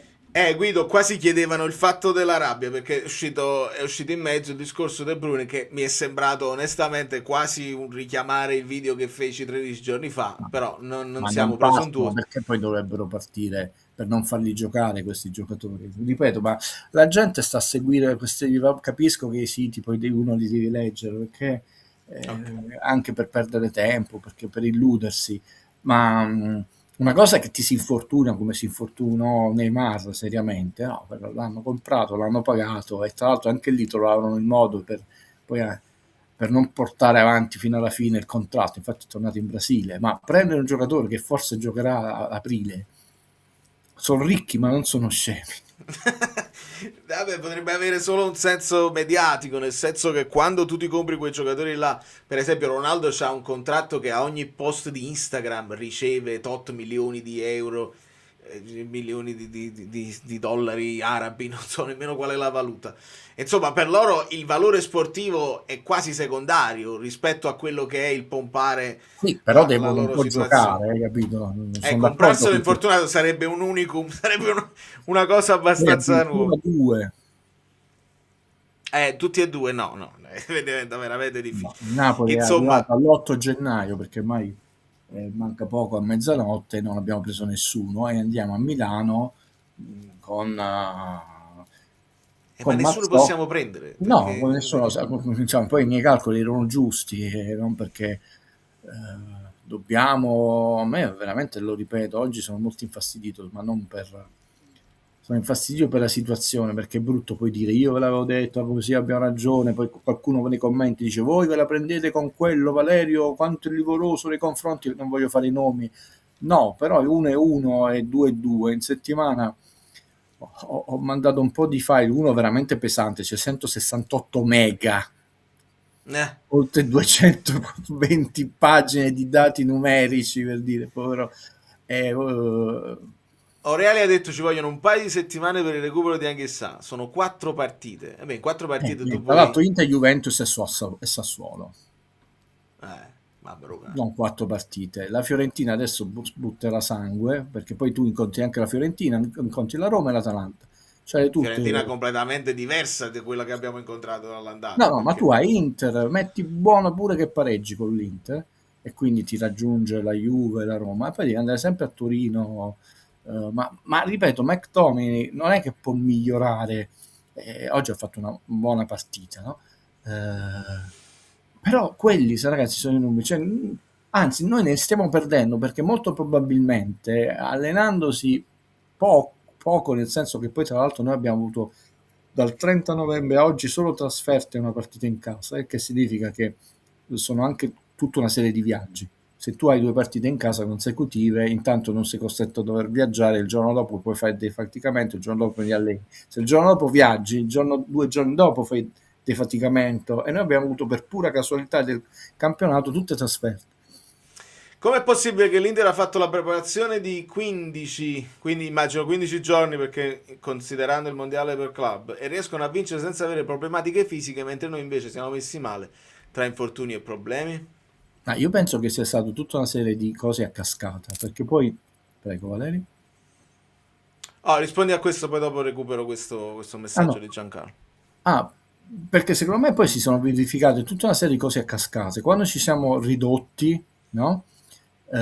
Soprattutto in una zona del campo, questo poi ha portato a, secondo me, a logorare ancora di più altri elementi. Perché la gente non valuta quanto è importante, non tanto la settimana tipo, avere il mito della settimana tipo, le grandi squadre da una vita che non hanno la settimana tipo, Barcellona, Real, ma che la fanno la UEFA, no? Quindi basta questa storia della settimana tipo. Se tu sei una grande società, allora aspiriamo a essere una grande società e vogliamo la settimana tipo, è stucchevole. Il punto è che una cosa è allenarsi in 12, una cosa è allenarsi in 25. Certo.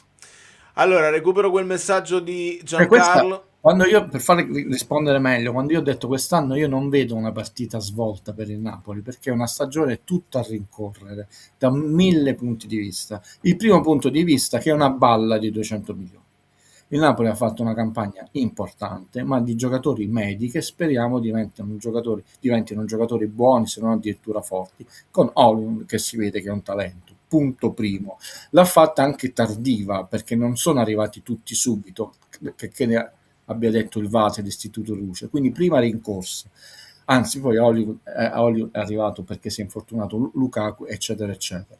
Ha iniziato bene perché 4 vittorie, ma con partite, perché noi lo sappiamo, con Cagliari e Pisa si è sofferto. Poi però si sono fatti male subito, alla prima pausa della nazionale Rachmani, subito. E avevamo anche Buongiorno che tornava dall'intervento e si è visto che poi non è tornato male. Quindi noi abbiamo avuto subito il centrale titolarissimo l'anno scorso e la grande sorpresa dell'anno scorso, perché poteva, come stanno deludendo Lang e Luke, far male, invece ha fatto bene. Buongiorno, via. I 2 titolari, via subito.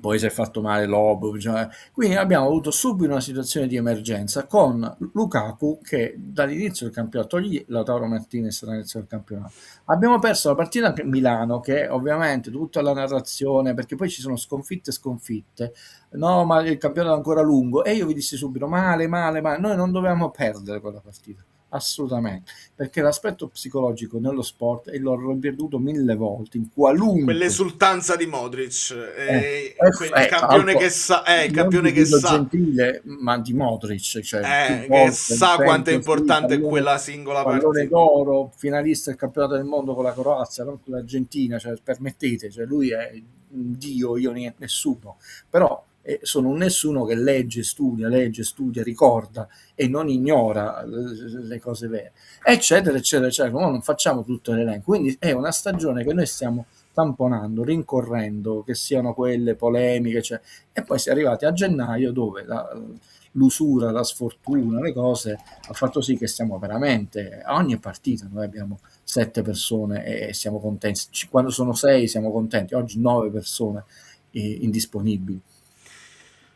Senza dubbio. Giancarlo ti dice: buonasera Guido, arbitri inadeguati o in malafede, si può dire che queste serate fanno passare la No, voglia? io sono indispettito perché per me puoi dare rigore, cose, cioè, però un lancio californiano al collo è fallaccio, ripetuto, dopo che tu ti hai bloccato perché lui poteva partire Hermas e poi l'hai preso per il collo, ed è un fallo antisportivo, poi che sia solo giallo, eccetera.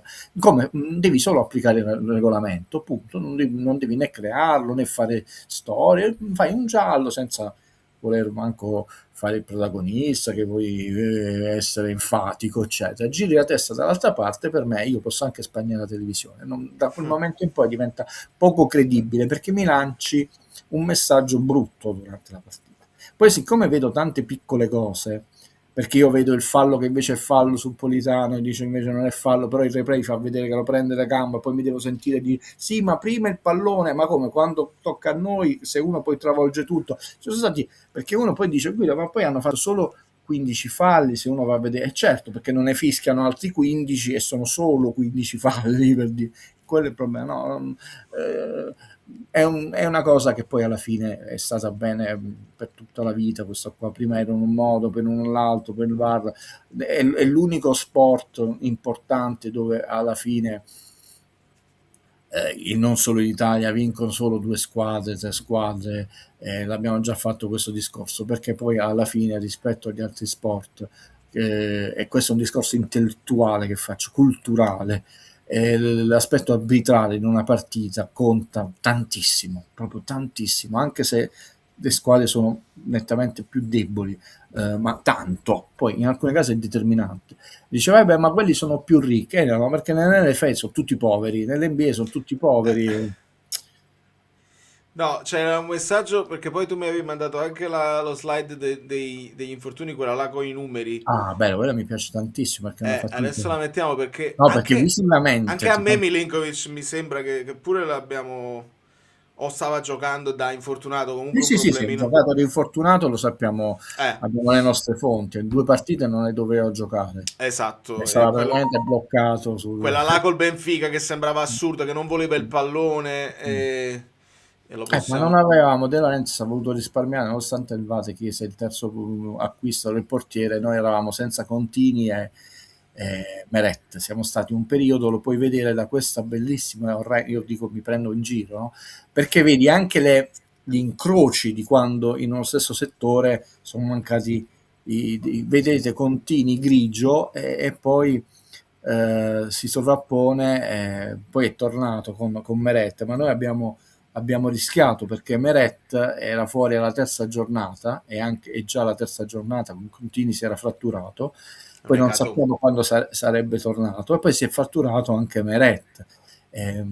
Sì, un'ecatombe perché poi vedi Rachmani salta tutta la prima parte della stagione, dalla seconda in poi, e con Buongiorno che salta delle partite ed era tornato male, ma ovviamente la cosa grave è Lukaku che è tutto grigio, Anghissà, De Bruyne, adesso Gilmour, e vedi Gilmour, tra l'altro non sappiamo che si è fatto... non ce lo dicono, no, non ce lo dicono.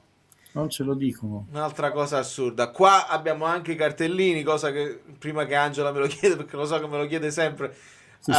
possiamo tenere presente. Resta Juan Jesus ovviamente a 4 in Questo è un bel diffida. 4, sì.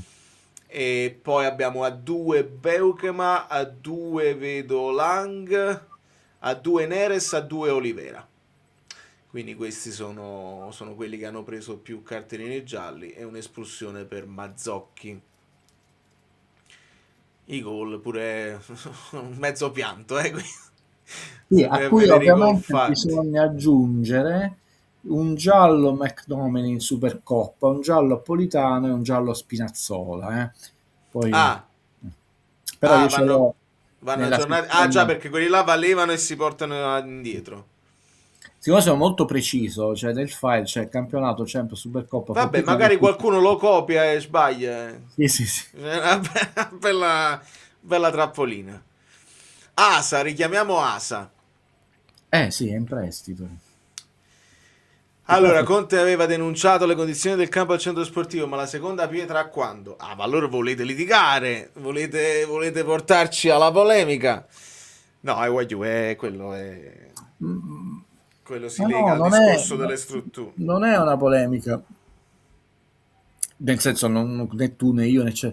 È proprio tutto stancante, perché io capisco il gioco delle parti, tra l'altro so benissimo nel settore come si fa carriera, mi censuro io, non c'è bisogno che mi censuri Valerio, perché sennò uno poi fa la parte di quello che proprio non so nella vita, che sei invidioso, rancoroso, io non sono maestro manco del bagno di servizio di casa mia, per dire, quindi figurati se devo fare il maestro di vita, però non puoi sentire da più di un collega quando Conte ha detto certe cose Ma dove è vero, è paritario, non c'ha niente di meno dell'Inter, del Milan, la Juve. Cioè la Juve ha avuto una variante edilizia, tutta una storia sullo stadio che non facciamo, in realtà non è stadio di proprietà, è concessione governativa di 99 anni, perché un po' di italiano dovremmo parlarlo bene, dove c'è l'Experience Tour, i ristoranti stellati, sì, lapsus, il museo, le curve a 8 metri dal campo, eccetera, eccetera, tu non ce l'hai, perché c'è uno stadio progettato negli anni 50, inaugurato nel dicembre del 59, con le curve a 40 metri, senza ristoranti, non stellati, senza l'Experience Tour, senza il museo, eccetera, eccetera. La Juve c'è una squadra femminile, il Napoli no. La Juve c'ha l'Under 23 in Serie C, il Napoli no, non fa il viareggio da 20 anni. La Juve ha una società che è una multinazionale internazionale che fattura miliardi, il Napoli no.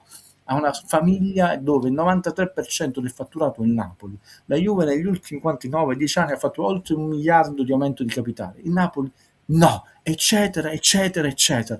Come c'ha la Continassa, il Napoli in affitto era stato pure sfrattato per amicizia De Laurentiis, non li abbiamo mandati in mezzo alla strada. Non si possono dire certe cose, però le si dicono, il gioco delle parti, vedi Conte lo sta soffrendo questa dialettica, perché giustamente lui fa notare anche l'ovvio, perché fa notare l'ovvio, senza parlare poi la Juve ha non diciamo un occhio di guarda nella stampa, ha un gruppo editoriale di sua proprietà, non un giornale, oltre che tutto sport, diciamo che lo guarda con affetto, la Gazzetta che lo guarda con affetto, Sky che lo guarda con la Sky. No, il gruppo Repubblica, Espresso, Radio Capitolo, Radio DJ è di John Elkann. Napoli al massimo abbiamo il Vate e l'Istituto Luce, che oltre al Vome non si rifila nessuno. Quindi e non facciamo così sul Milan, Milanello, così. Quindi diventa tutto molto noioso. Poi quando De Laurentiis ha fatto quella pagliacciata, la notizia era quella che da chiamarlo, anche se sei da Radio Parte, dice: Presidente, cosa è andato storto? Come mai questo rallentamento? Ci vuole spiegare quali sono i progetti, eccetera, eccetera. Invece, genio visionario. Siamo al 7 gennaio e sicuramente l'anno prossimo non li inauguri. Quando Conte se ne andrà, anche se se ne dovesse andare fra 3 anni, fantascienza, non lo avrà, cioè se domani iniziassero i lavori del centro sportivo, 2 anni e mezzo servono per un centro sportivo e non iniziano domani, cioè Conte non si allineerà nel nuovo centro sportivo del Napoli. Questo noi la possiamo dare come notizia, perché comunque serve un acquisto, una bonifica, autorizzazioni della provincia, del comune, del luogo dove tu vai, la variante del progetto c'è sempre, c'è dei lavori, trovatemi un lavoro edilizio che in Italia non sfori di un giorno già dal bagno di casa tua, e lì poi lo devi mettere a regime, in 3 anni tra burocrazia e costruzione, solo il centro li vogliamo mettere, quindi gennaio del 2029. Dobbiamo sperare che Conte nel gennaio 2029 sarà allenatore del Napoli e quindi possiamo dire che nel 2029, stagione 2029-2030, si allenerà nel nuovo centro sportivo, ma non succederà. Domanda interessante di Homo erectus. Volevo chiedervi del rinnovo di Rachmani, visto i 31 anni, è una scelta giusta? Sì. Si parlava di lui e di Anghissà. Tra l'altro Anghissà prende Rachmani prende pochissimo, prende meno di Gutierrez. Visto che abbiamo parlato di stupidaggine, perché è una scelta giusta? Perché le squadre devono avere una percentuale di, diciamo, veterani, l'errore di eccesso di velocità, ma era comprensibile fatto raggiunto l'anno scorso dalla Juve, una componente media di quelli che diventeranno i veterani e una componente di una linea verde che vuole bruciare il prato, eccetera, e che sono guidati dai veterani.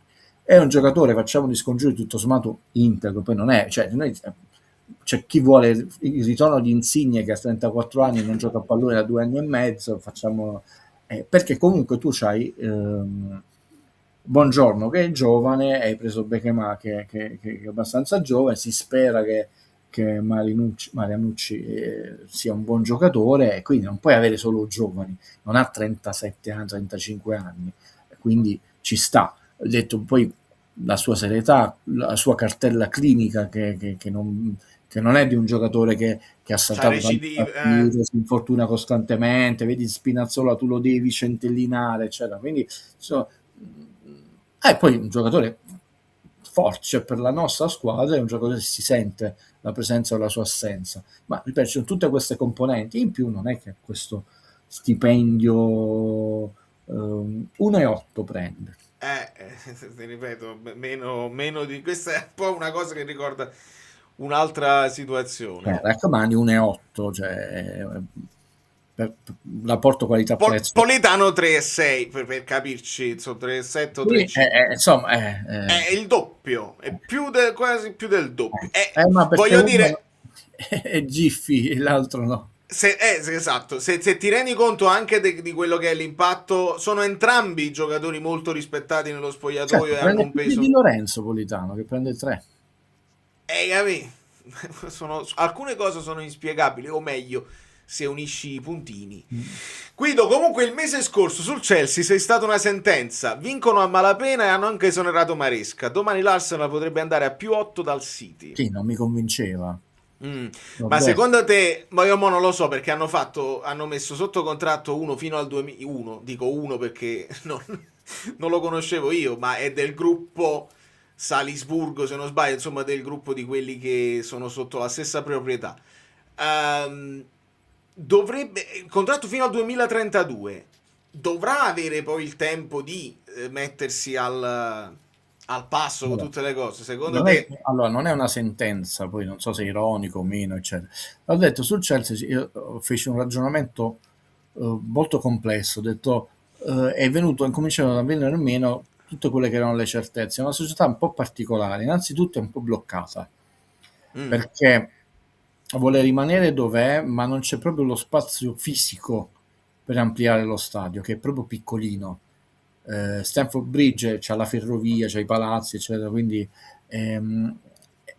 però non vuole traslocare, tra l'altro è difficile trovare terreni, vedi? Lì sì, no? Come sappiamo c'è stata una gentile richiesta nei confronti dell'ex proprietario di vendere la squadra e c'è stato un riassetto, quindi già societario.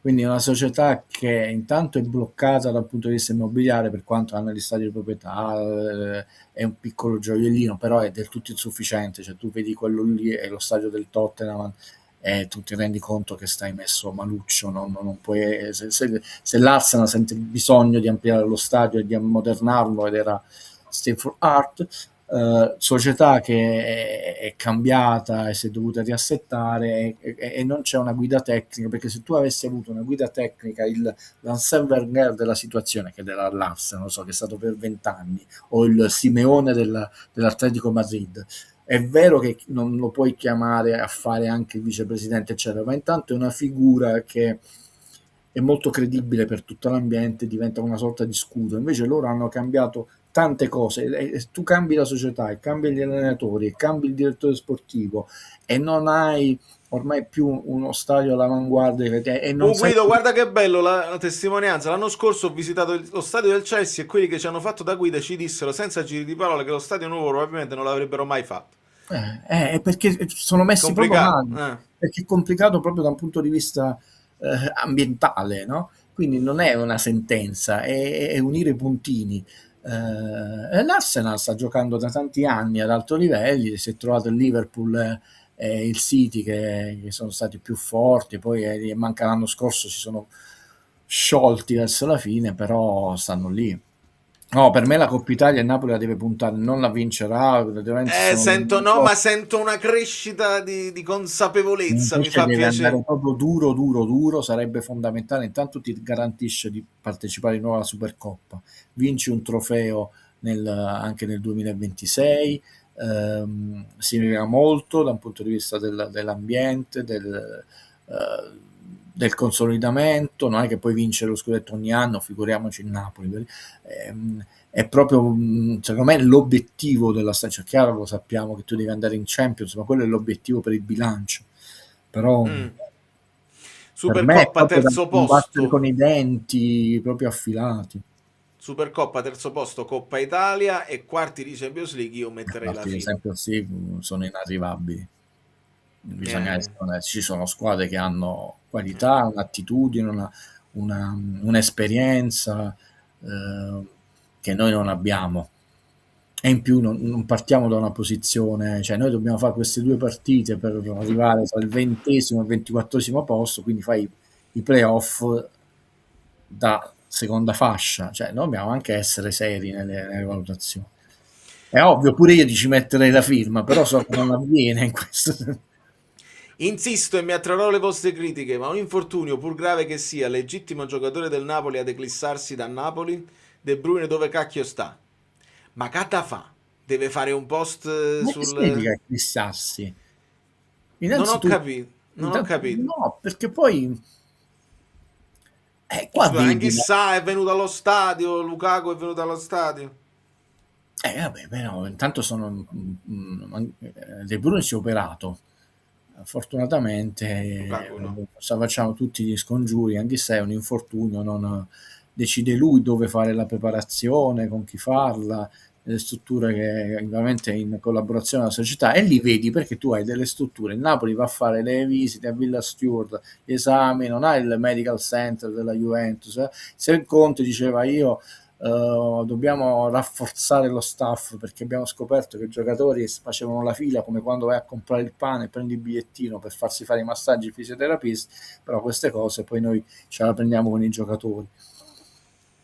Per quanto riguarda i social, lui non è proprio non è uno che ha sempre postato cose a raffica. Quando fa la partita ti posta la cosa, magari spesso quando gli va bene, oppure quando vuole dare una scossa, ci riprenderemo subito, eccetera, eccetera. Ma non è uno molto... Questo però io ti ricordi che te lo dissi, che hai detto...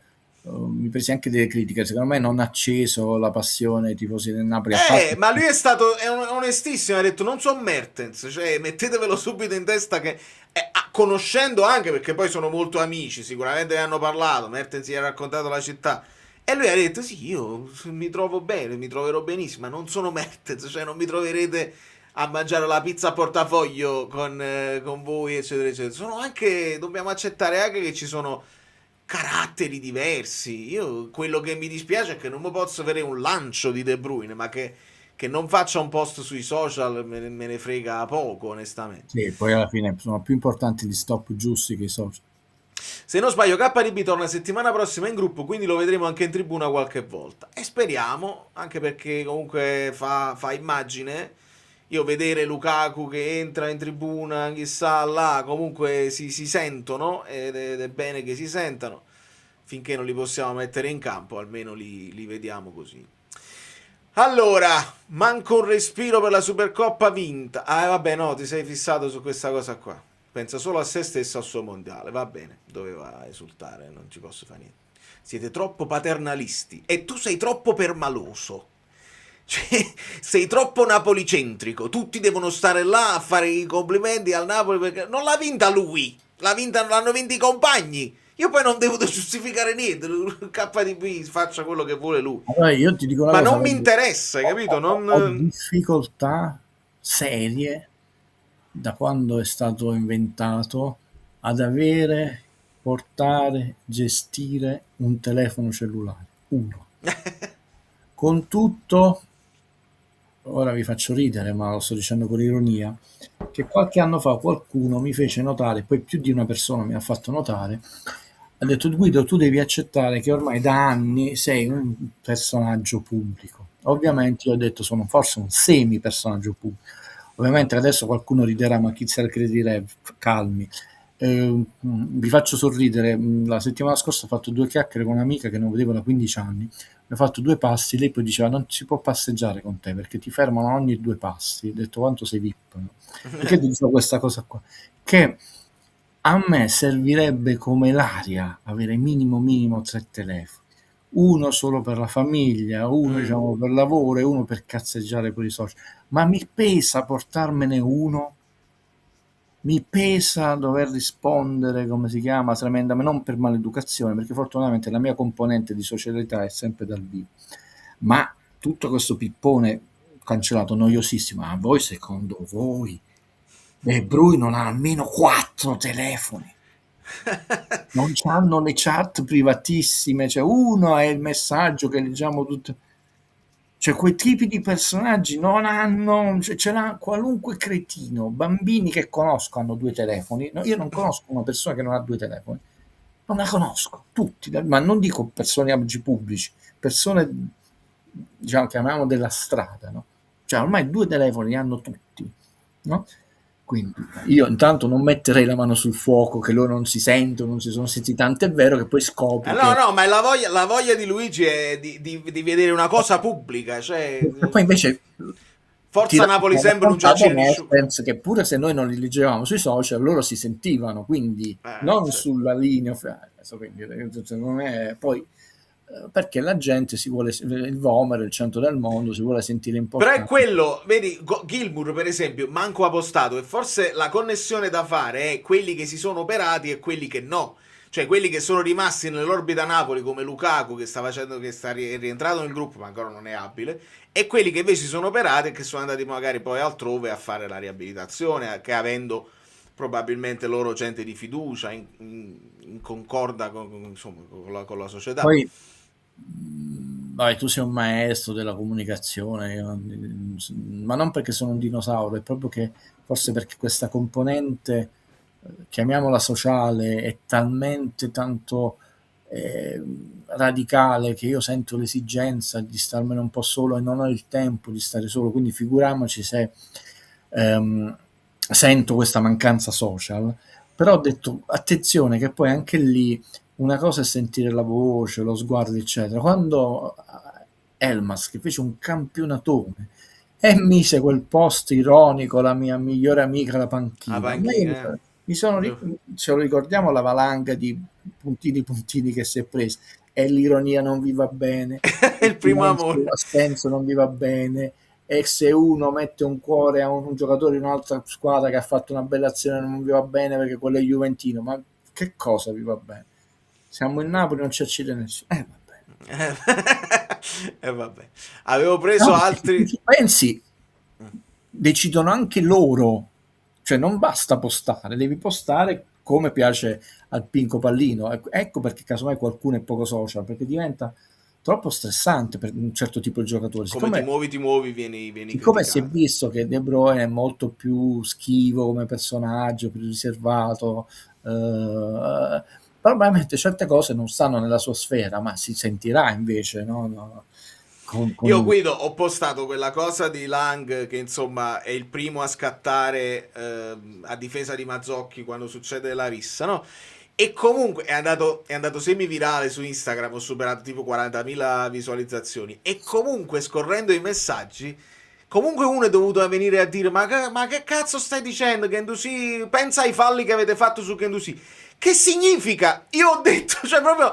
Perché? Perché ogni volta quando poi tu decidi di scrivere una cosa pubblica ci sarà sempre quello che ignora completamente quello che stai dicendo. E non mi venisse a dire l'utente che Guendouzi non è un rissoso in generale, cosa che io ho detto. Non ho detto che Guendouzi ha fatto il fallo e è stato violento. Guendouzi è un rissoso e lo devi accettare anche se sei tifoso della Lazio. E io accetto che Di Lorenzo invece, posso dire, si può dire mammoletto, è offensivo. No, cioè, io sono molto tifoso dei Lakers, la gente non lo ha capito, pensa che scherzi. E so che nella migliore delle ipotesi, cioè il mio obiettivo stagionale è passare il primo turno dei playoff e perdere 4-1 al secondo turno. Lo so, questo è il massimo che posso aspirare. Quindi, però me ne guardo, cioè sono tifoso. Luka Doncic sarebbe distrutto dai tifosi napoletani perché il giocatore sta facendo cose pazzesche, perché è un modo di scherzare che a me piace molto, perché io che sono figlio dei Monty Python, di quel tipo di umorismo acre, no? Tremendo, no? Perché dopo una partita, adesso è infortunato, passato Austin River, il commentatore, il tuo amico, no? Lui vuole essere mio amico, cioè, ed è sempre, sembra che prende sempre le distanze con i suoi compagni, di schifo, eccetera, eccetera. È chiaramente ironico. C'è stata una partita dove lui ha subito un brutto fallo, quasi antisportivo, e un compagno è andato a prendersi un tecnico, stava quasi per essere... E invece lui, lì dopo la partita, vedi, cioè lo spogliatoio è fatto di tante dinamiche, ma le possono vivere veramente solo quelli che stanno dentro lo spogliatoio. Noi dovremmo semplicemente goderci lo spettacolo con più passione, leggerezza e gioia.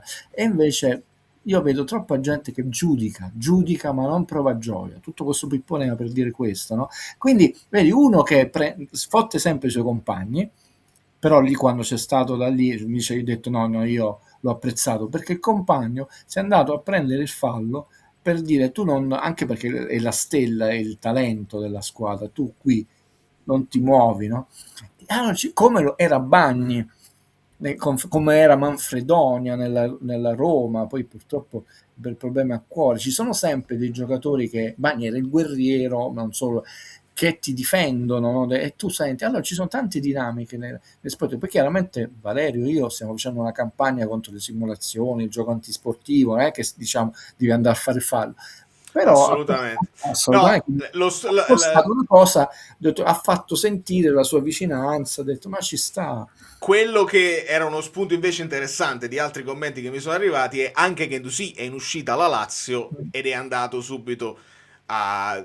Però è un po' diverso perché secondo me Lang è andato a difendere Mazzocchi mentre Gendouzi è andato per prendere... Perché Gendouzi stava perdendo... La grande differenza è che loro stavano perdendo 2-0, noi non avevamo nessun bisogno di sfogare la... Però questo, vedi, questo è uno sfizio perché io cerco sempre qualcosa di...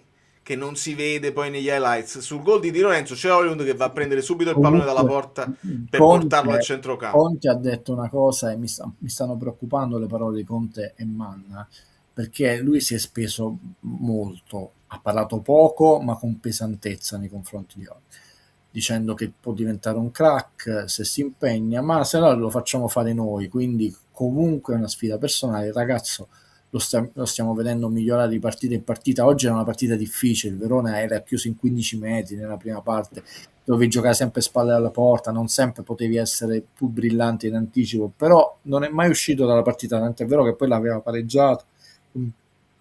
E invece su Lucca sono stati meno... Ha detto no, deve alzare il livello, deve alzare il livello, deve alzare il livello. Quello è un gesto che noi abbiamo visto fare da vari campioni, dal Careca della situazione, no? Quella voglia di non perdere manco un secondo, di portare subito la palla al centro, di far vedere agli avversari che ti presseremo, avversari che hanno buttato la palla fuori, non parlo fuori, nel senso lontana dall'azione più di una volta. Io ricordavo che per regolamento non lo puoi fare, una volta mi sono distratto, 2 volte mi sono disfatto, alla quinta volta un po' troppo distratto quest'arbitro. Quella è una cosa che mi dà fastidio, ma di qualunque squadra, detto che tu a un certo punto hanno buttato un secondo pallone in campo, perché adesso non ci sono più i guardalinee, anche per colpa di alcune situazioni italiane, della Roma in particolare. E quindi il giocatore che ha la palla messa su quelle... Guido è clamoroso, aspetta, è clamoroso. Allora, Højlund ha messo la storia su Instagram del replay del tocco di mano. Vi assicuro, rivedendolo, ha scritto anche Didn't even touch the ball with... ma io non ho la certezza che l'ha toccato. Offline, che è successo? È caduto Valerio? Sul fallo di mano è caduto Valerio. Non so se siamo in linea, però io quello che vorrei dire è che vorrei un'immagine chiara ed evidente. La Serie A mi stavano bloccando. Allora, immagine, no, devo concludere perché me lo stanno scrivendo tutti. Well, we go again on Sunday, forza Napoli sempre, prima di tutto. Nel replay, Wagyu, vi assicuro, poi ve lo faremo vedere in qualsiasi modo. Lui lo fa frame by frame, io ovviamente non ve lo posso far vedere. È un'illusione ottica, come tutte le illusioni ottiche che quando prendi un profilo, lui sta con la mano così, la palla finisce qua, non la prende con la mano, e vi giuro che un atleta che poi non se la sarebbe presa, perché quante ne sono successe, non se la prendono la responsabilità di dire una bugia sui loro social, perché altrimenti diventa a catena. Veramente non la prende e veramente hanno visto quel replay senza vedere l'altro, allora, perché Valerio, l'altro, fermati Guido, perché l'altro replay, che è il primo che ci fanno vedere, si vede chiaramente il petto, si vede chiaramente, bravissimo, quello che ti ho detto.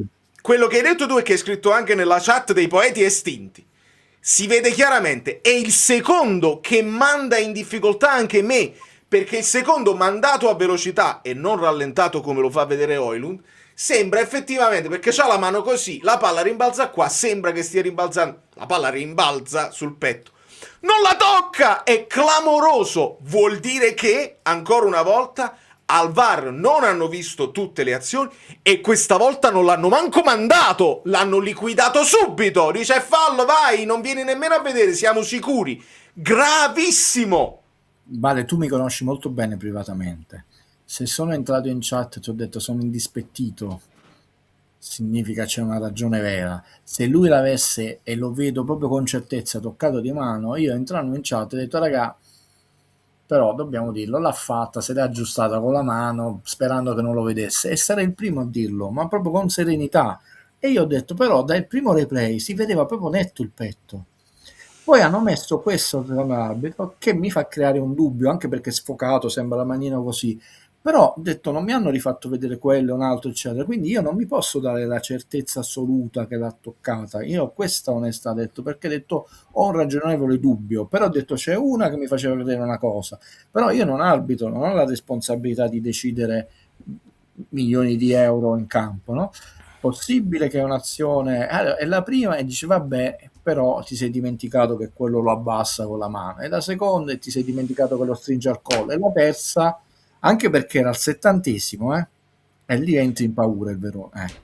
Ti giuro, avrei accettato di più. Vabbè, abbiamo sbagliato il primo tempo, siamo andati, Quello, abbiamo accusato il colpo e assolutamente. adesso c'ho più freva di sempre. Assolutamente che noi abbiamo accusato, non sbagliato l'approccio, accusato il colpo, Bravo. perché il Verona era molto stretto e tu dovevi avere la pazienza di come abbiamo fatto in questa partita, di stanarli. Hai preso un contropiede su una brutta scalata a centrocampo, non hai chiuso bene in difesa, sono andati sul fondo, hai preso quel capogol, applausi, va bene.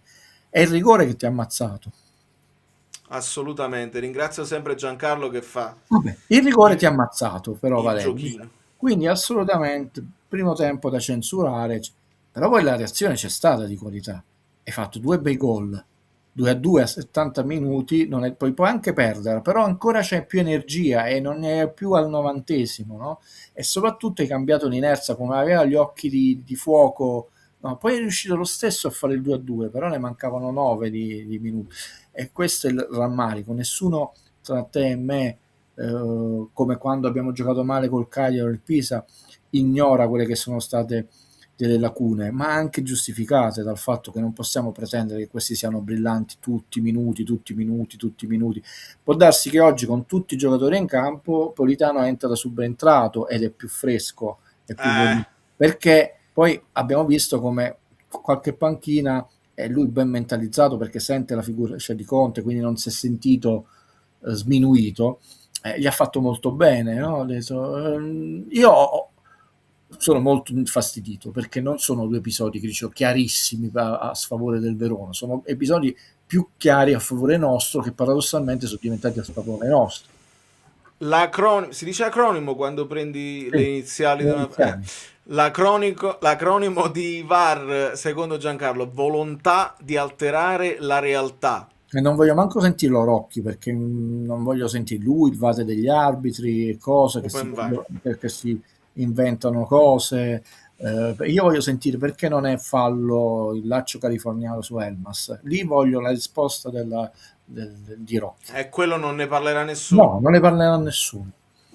Ringrazio anche il dottor Varon. Ciao Vale, sono arrivato in ritardo. Ha vinto l'arbitro. Ha fatto un vocale in extremis. Andiamolo a sentire. Dovrebbe esserci qua. A posto. Ci sono qualche vocale in più. Guido, ascoltiamoli insieme.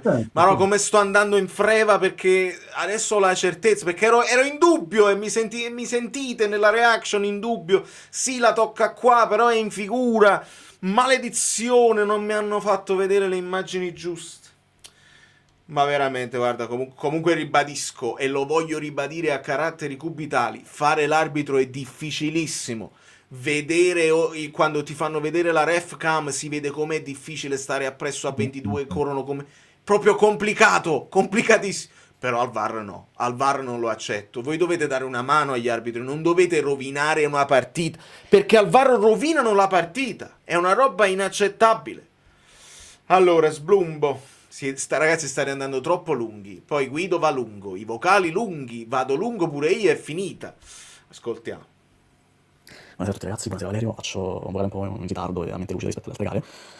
Partire dal presupposto che il Verona mi preoccupava come squadra, perché è la tipica squadra che è solita metterci in difficoltà, una squadra fisica che gioca di rimessa per vincere poi le seconde palle e ripartire. Ho visto reparti troppo sfilacciati dal quasi tutto il primo tempo, da dopo il 10° minuto in poi, insomma, quando sono iniziati i primi problemi, i primi scricchioli. Al di là dei 2 gol subiti e concessi, il Verona poteva scendere con troppa facilità per provare anche a cercare un terzo. Nella ripresa sì, buona reazione, buona prestazione fino al 2-2, devo dire nota dolente perché gli ultimi 15 minuti mi hanno lasciato l'amaro in bocca, non abbiamo più tirato in porta, abbiamo smesso di essere arrembanti, per me è una caratteristica che ci manca perché se io immagino l'Inter che riesce a ribaltare una partita... Allora, 2 spunti già bellissimi, Guido, ti incalzo sugli stessi. La sensazione che il Napoli abbia avuto poco tempo di preparare questa partita io l'ho avuta, nel senso che la riaggressione, quando poi si perdeva palla e il Verona ripartiva, non l'ho vista così applicata e così feroce e precisa, la riaggressione precisa uomo su uomo, oppure con le preventive fatte bene. Ho avuto questa sensazione che adesso Sblumbo mi fa notare. Poi ovviamente non sappiamo, magari Conte l'ha preparata benissimo, i ragazzi l'hanno attuata non in maniera al 100% in campo, però questa è la prima cosa, cioè il tempo di preparare la partita. Quindi ti chiedo, per integrare, perché qualcuno lo dirà, secondo te un po' la testa alla partita con l'Inter può aver influito, oppure il fisiologico che ho detto anche io, che dopo 4 vittorie a un certo punto difficile rimanere brillanti e sul pezzo? È più questo, secondo me, Ok. speravano, cioè forse anche inconscia, no? Dico di sbloccarla, di avere meno difficoltà. Lo 0-2 è una grossa difficoltà. Poi e sul fatto degli ultimi minuti è quello che tra l'altro ho detto io, quindi assolutamente mi trovo d'accordo. E lì tu senti la mancanza che non hai un centrocampo che riesce a spingere, quindi anche se fai il lancione lungo, pensa alle ultime azioni, no? Tu non la prendi, loro la respingono di testa, ma era troppo... tu sei già là. Sì, noi invece non eravamo là, era Esatto, troppo separato la potresti linea essere. d'attacco, la linea di difesa, e non c'era più il centrocampo, e infatti gli ultimi minuti tu hai dovuto difendere sulla tua tre quarti, perché non avevi... Noi questa digressione l'abbiamo avuta in alcuni frangenti della partita, dove tu li hai messi sotto, sia nel primo tempo che nel secondo, quindi non ce l'hai fatta per tutta la partita. E io credo, perché comunque non puoi pretendere di avere 90 minuti in un certo modo per tutta la partita. Dove si dovrà lavorare, e quello non è facilissimo. Io credo che psicologicamente non è tanto il rigore, il sapere che hai subito un'ingiustizia. Il Napoli non è riuscito a switchare e si è addormentato. Fiorentina-Napoli. E tu devi comunque andare almeno 1-2 nel primo tempo, non avere 2 gol da recuperare. Quello è un limite, un difetto, una sbavatura, perché hai detto, se tu giochi bene, hai preso un contropiede, hai detto, dice, io ho la consapevolezza che gioco bene, sto giocando meglio degli avversari, non hai il tarlo del dubbio, e devi essere bravo, lì devono essere bravo Conte, Reali, eccetera, a cancellare dalla testa dei nostri giocatori, anche se ti dovesse succedere una cosa in partita, ti detto, noi soprattutto con queste squadre siamo più forti, dobbiamo metterci con pazienza ma aumentando il ritmo, e la vinciamo noi. È un fatto mentale, secondo me. Sì, alla prima risposta c'è stato meno tempo, sì, e lo si è visto che il Napoli non è stato aggressivo per lunghi tratti della partita, e quei tratti non sono stati sufficienti, e ci aggiungo questo fatto, un altro step di mentalità: se ti devono succedere questi episodi non ti puoi concedere poi di regalare 20 minuti di amnesia. Quindi, visto che sono lungo, aggiungo anche un'altra cosa. Sì, adesso finiamo il vocale perché non mi piace lasciarlo a metà. Stasera lo spieghiamo con testimonianze allo stadio, mi fa sempre piacere. Posso assicurarvi che allo stadio non hanno mai mollato di cantare per il Napoli, ho visto grande sostegno che altre volte non ho visto. Quindi bene, questo ci fa piacere, Vincenzo, e grazie della testimonianza. Concludiamo. Io, anche se non riesce a vincerla, penso che un paio di rimposte negli ultimi 15 minuti finali riesca a far uscire fuori. Noi quasi di nuovo frettolosi, impauriti, quasi di provare a mettere una palla giusta lì davanti, e addirittura il Verona ha finito per congelare il possesso per un minuto intero, nell'ultimo minuto di recupero, e poco prima ha sfiorato il 3-2, ha avuto la palla gol più clamorosa per portarsi 3 punti a casa, che la delusione forse maggiore. Detto questo, domenica l'Inter mi preoccupa perché fa quello che fa il Verona, ma con molta più tecnica, E forza Napoli sempre, speriamo bene. Corretto, Buonasera, ragazzi, buonasera. corretto che non siamo riusciti. Ma Guido, ma anche la pallata centrale verso Lucca, no? Che Conte aveva detto, quella È troppo severo questo amico Bellino. troppo Non è severo. questione di essere buonisti o io non sono veltroniano in quel senso, paternalisti. Secondo me è troppo. Vedi anche Politano, è vero che non è precisissimo ultimamente. Aveva fatto un gol a palla ferma, però hai visto quegli errori tecnici. No? Non è che i giocatori non lo sanno che devono arrivare in aria, anche perché c'hanno Lucca e Højlund, e non ce l'hanno proprio fatta, perché intanto tu non hai 4 centrocampisti, hai Lobotka e McTominay e basta, gli altri sono ali e mezzali. No, io gli ultimi minuti non te li do come né giustificazione né condanna, è fisiologico, e lì vedi che non hai le energie per andare. Deve essere un monito, ho detto, tu non puoi andare sotto queste scuole e non puoi arrivare all'ultimo quarto d'ora, soprattutto nel giorno di ritorno, che devi recuperare un gol. Ti può andare bene una volta, ma diventa molto molto difficile. Non credo che sia stato il fatto della paura o il fatto che sono scarsi, no, di lì proprio non ce l'hai fatta. Devi vedere un aspetto molto importante di questa partita negli ultimi minuti. Quando ha fatto i cambi il Verona, i giocatori che sono subentrati tecnicamente non è che ti balzavano agli occhi, però hanno prestato molto bene e ti facevano perdere 3 tempi di gioco per poter passare, e tu tornavi al portiere. È stata una mossa intelligente, perché poi ci sono anche gli avversari, e noi non riuscivamo a passare con facilità o a trovare non la tre quarti, il centrocampo per Ma io imbastire. per questo dicevo, una pallata su Lucca che poteva Ma secondo magari. me non è questa una pallata. Il Napoli è abituato, vedi anche Lobotka con alcune belle azioni, cioè che non vuole proprio sprecare il pallone. Sono pericoloso contro di noi le pallate, noi le facciamo. Poi è un'impressione, questa non è questione numerica, statistica o storia o storia delle biografie dei personaggi, queste sono impressioni. Secondo me, guardandolo come io l'ho guardato con attenzione, anche se lì proprio sono mancate le energie, e c'è un'attitudine a non essere viva il parroco, perché tu dici ma la potevano fare. No, perché erano impallati alcuni passaggi, sono stati bravi a ripressarci nella nostra metà campo. Interessante questa di Francesco, ascoltiamo il vocale del dottor Varon. Ciao Vale, scusami il ritardo, sono arrivato ora da lavoro. Ti dico una cosa molto rapida, io non mi sento di dare colpe al Napoli, insomma abbiamo avuto tante assenze, esiti arbitrali a sfavore. Che colpe vogliamo dare all'allenatore, al team, alla squadra, ai calciatori? Non mi sento di dare nessuna colpa, assolutamente, anzi massima solidarietà. Andiamo avanti, e quindi qua un pochino più in linea con Guido. Valentina mi ha postato questa foto di Scott che scrive anche in italiano: stiamo lottando fino alla fine, partita dopo partita, oggi è stata dura ma possiamo imparare e tornare migliori, forza Napoli sempre. Che adone che è bellissimo, veramente mette in dubbio. Allora, sul risultato è solo negativo, questo non è un punto guadagnato, è bruttissimo, perché a -4 dell'Inter, che sì, quindi perché come non siamo risultatisti nel bene, non lo siamo manco nel male. Però ragazzi, oggi non puoi dire che la squadra è stata sbagliata, cioè l'approccio non è stato. Però qua tu non devi avere l'obbligo, dice ogni partita devi fare spettacolo, con 9 indisponibili, che prima erano 6, poi 7, poi 8, poi 9, e poi comunque è stato un crescendo. Gli ultimi 7-8 minuti, anche detto casomai i nostri amiche e amici si aspettavano un Napoli più arrembante. Secondo me non è mancata la voglia o il coraggio, proprio sono mancate le gambe.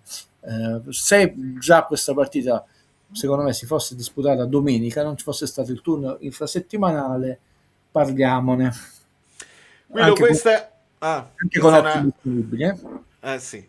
Questa è una curiosità che arriva da cronaca, da Pastore. Il Napoli rimonta 2 gol. Il Napoli di Conte non ha mai vinto prima di una partita contro l'Inter. Dopo 3 sconfitte l'anno scorso contro l'Atalanta e Como, all'andata contro il Torino stavolta è arrivato perlomeno un pareggio. Quindi quasi come a dire la partita che poi arriva con l'Inter, e senti quello che stanno cercando, insomma, di dire, che ti avevo detto, avrebbero detto. Cioè, prima della partita con l'Inter il Napoli stecca perché forse già c'ha la testa Vabbè, là. ci sono delle cose che possono anche essere simpatiche storicamente, però ecco perché io vi dico, non è che sono quello fissato sui numeri lì, perché è vero, già ci hai fatto vedere che noi solo 2 volte, sì, sì, però ho detto questo campionato è diverso. Intanto, diciamo, come siamo arrivati a questa partita con l'Inter? Siamo arrivati che hai fatto una trasferta in terra straniera, hai fatto le 2 partite, hai fatto la trasferta a Cremona, la trasferta a Roma, sempre con gli stessi giocatori, quindi ci vedo un umano logorio, eccetera, che può anche essere psicologico, però ripeto, la partita ha subito un cambio, il 2, lo 0-2, no? Correttamente, un rigore è pesante, no? Perché può anche avere questa famosa testa all'Inter statisticamente, perché poi statisticamente poi vai a vedere con chi hai giocato prima di giocare con l'Inter, no? È molto più complessa la cosa, però ho detto la portiamo alla cronaca che noi prima dell'Inter non abbiamo vinto in questi anni. Allora, se vuoi nell'analisi tattica di domani puoi vedere il gol annullato all'Inter, lì sì che c'è un fallo di mano grande quanto una casa da parte di Thuram. Vabbè, ma se l'hanno annullato va bene, cioè, il problema è quando se le inventano, che non posso accettare. L'anno scorso, eppure alcune partite di questo inizio campionato, anche se non si era bellissimi, si riusciva comunque a vincere. Quest'anno sta capitando sempre meno. Eh sì, ma questo che abbiamo detto, che si era Eh sì. intrapreso un percorso, all'inizio è stato anche molto negativo, ovvero che non avevamo la compattezza difensiva della squadra dello stesso anno, senza aver migliorato però sia la qualità che la quantità dell'azione offensiva, no? Quando abbiamo visto un Napoli opaco, però il progetto di Conte è questo, è stato annunciato e lo sta mettendo in essere, però ci sono tutta una serie di ostacoli. Abbiamo visto delle partite dove la quantità e la qualità dell'azione è migliorata naturalmente, siamo stati anche un po' più bravi difensivamente e oggi si è tornato con il Napoli di inizio stagione come per il Pisa, per lì però siamo riusciti, anche perché andavamo sempre noi in vantaggio, dove manca questa compattezza difensiva, però il punto è il peccato originale di chi in maniera, poi sono fatti loro, mettete voi l'aggettivo, ha decantato, e parlo soprattutto della stampa della napoletana, come un Napoli che quest'anno era favorito, i Sigori, come si chiamano, hanno detto invece il Napoli quest'anno è un anno di transizione, di percorso, perché era nettamente inferiore rispetto alle altre squadre, dovendo fare tra l'altro 4 competizioni, quindi doveva migliorare la rosa sia a livello numerico che quantitativo, diceva anche 25 l'anno scorso, però quanti hanno giocato effettivamente quei 25? Quindi se erano 25 virtuali, perché doveva cambiare? Conte stesso sapeva che col modo speculare di giocare non sarebbe stato sufficiente quest'anno, quindi noi siamo in un percorso che fino ad oggi ci vedeva molto attaccati alla vetta, quindi nonostante tutti gli imprevisti, già adesso 4 punti, però in realtà noi stiamo esattamente nei parametri del nostro percorso, io ho concluso, in realtà non stiamo, se vediamo rispetto il Napoli rispetto al racconto del Vase dell'Istituto Luce, e beh, allora non siamo primi in classifica, anche se poi hanno risaltato. Se vediamo il Napoli rispetto all'analisi di Guido e di Valerio, anche se uno può essere infelice, beh, ma tutto sommato noi siamo nel percorso, anzi, nonostante il disastro di tutti questi infortunati, siamo a galla, perché è un anno di transizione dove si deve costruire, e una di queste fasi è anche costruire un modo diverso di giocare che porterà a prendere all'inizio qualche gol in più, con la speranza che poi torni a essere più bravo difensivamente con una maggiore però capacità offensiva, ma non si fa così. Veloce, subito. Guido, ci salutiamo così e magari se c'hai una domanda da fare alla community la lasciamo. Ha fatto bene, secondo te, a lamentarsi sui social Højlund? Dal mio punto di vista mi ha tolto un dubbio che mi era rimasto, l'avrei risolto io domani in analisi tattica. Però... Allora, chiaramente io ti dico che prenderà per un fatto numerico più critiche, ho appena letto di chi aveva fatto l'intervento che Conte non si deve permettere di lamentarsi perché il Napoli ha le stesse strutture, ha detto Napoli ha perso per il Verona, non si deve lamentare degli arbitri. Grazie collega, adesso sono più sereno, vado a letto. No, ha fatto bene, perché se è lui quello che ha fatto gol, no? Se, se lui l'ha presa netta con la mano, ha fatto malissimo, non mi piace.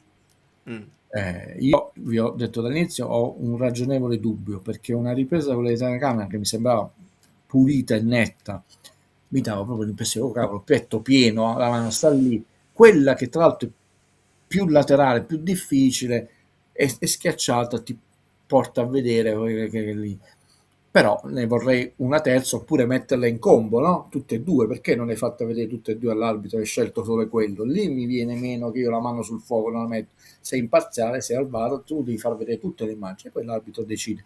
Invece che stai facendo? Una regia che decidi tu quale è meglio degli altri? Non mi piace questa cosa, ve lo devo dire, ma non mi piaceva manco negli altri squadre. Quindi se lui l'ha toccato con la mano ha fatto malissimo. Se lui non l'ha toccata con la mano, e lo può sapere solo lui, e tra l'altro vedrete che poi usciranno prima o poi una immagine più pulita, beh, a maggior ragione per un fatto di orgoglio, no? Poi non gli cambia nulla, non ci ridanno questi 2 punti, si prenderà al 99% solo insulti, ci prenderemo del piagnone, però è lui quello che stava in campo, può anche almeno rivendicare l'orgoglio di aver pareggiato la partita. Di aver fatto un gol Cioè, pulito. anche qui ci rompono le scatole l'Ucraina, la Palestina, come si chiama, e poi dobbiamo censurare un giocatore per un commento, mi sembra un po' tutto scleroti, no? Facciamo tutte le trasmissioni contro Trump, come si chiama, però insomma, è calcio, tutto sommato una partita, non succede niente di grave. Io sarei un po' più democratico, ho detto. Ripeto, poi soprattutto se invece l'ha toccata di mano mi dà fastidio, perché lì subentra come Lautaro, la malafede, che lui dice io non l'ho bestemmiato, no, lì non lo accetterei, dico da sportivo, non da tifoso napoletano. Esatto. Quindi spero che lui non l'abbia toccata, allora a quel punto è Come anche Lucca che ha detto ti giuro, non lo tocca, si vedeva che l'aveva toccato Lucca, e quindi... Ma Sì, allora... lì ci può stare, comunque no, poi quello era fallo di fondo, perché è talmente veloce, tocca, ritocca, no, non lo voglio giustificare, cioè se sei più veloce o lenta cambia la cosa, perché tu puoi averla toccata e lui l'ha toccata per ultimo, ma non ti sei accorto che poi l'ha toccata anche comunque è vero, anche quando giochi a pallone non si ha la certezza, lo sono stato io l'ultimo, so che l'ho toccato, nel senso giusto, tu sai che corretto, però attenzione, se però lui dice ti giuro e non l'ho toccata, no, adesso ti giuro magari l'ho no, toccata quello mi prima dà io. fastidio, nel senso non sono io l'ultimo, dovresti dire, ma Lucca non ci sta piacendo, perché Lucca sta manifestando dell'ingenuità, come l'espulsione in Europa, stiamo dicendo questa cosa, perché il peso di passare da un'altra squadra conta. No, non l'abbiamo Allora, visto. questo ovviamente sì, me lo state dicendo in tanti, che dice ancora sta pigliando una piega questa storia senza fine, e quindi gli episodi si moltiplicano e non facciamo altro che raccontarceli, poi arrivano open bar, qua invece non ci è piaciuto, ecco, e non si risolve più nulla. E vabbè, chiudiamo così. Guido, critiche feroci a buongiorno. Non è un po' too much? Troppo, come io l'ho visto un po' non pulitissimo come le ultime di Juan Jesus. Allora, giustamente lo dico col sorriso, ho fatto notare delle lungaggini di oggi. Allora devo essere brevissimo. No, ma non di oggi, in generale, anche gli amici bellini si stanno allungando nei vocali. Non sappiamo se ha un problema fisico che ti sta facendo perdere brillantezza, perché lui sappiamo è veloce, aggressivo nel senso nobile del termine, antisportivo, no? Fisico, pulito negli interventi, e no, gli sta venendo meno questa pulizia dell'intervento, a volte in ritardo, quindi lo stiamo notando, non a caso Conte che le vuole vincere le partite, poi ha messo Juan Jesus. È un momento di appannamento, di uno stato di forma non ottimale, oppure si sta trascinando un problemino? Io non lo sappiamo, anche perché vige una totale confusione nonostante l'istituto luce, no, del Napoli, quindi io sono concorde con chi sta notando una sbavatura, però a volte mesi dopo si scoprono che c'è un fastidio al piede, è un plantare, quindi intanto non sappiamo perché, vediamo che il suo rendimento non è ottimale come lo è stato Noi l'anno scorso abbiamo visto la partita col Torino dove si emozionò ed è anche bello umano, però abbiamo visto un Buongiorno che ci ha convinto per tutta la stagione, poi si è fatto male, non è tornato più. Quest'anno è tornato zoppicante, poi si era ripreso bene e adesso è tornato quello dell'inizio campionato che era opaco.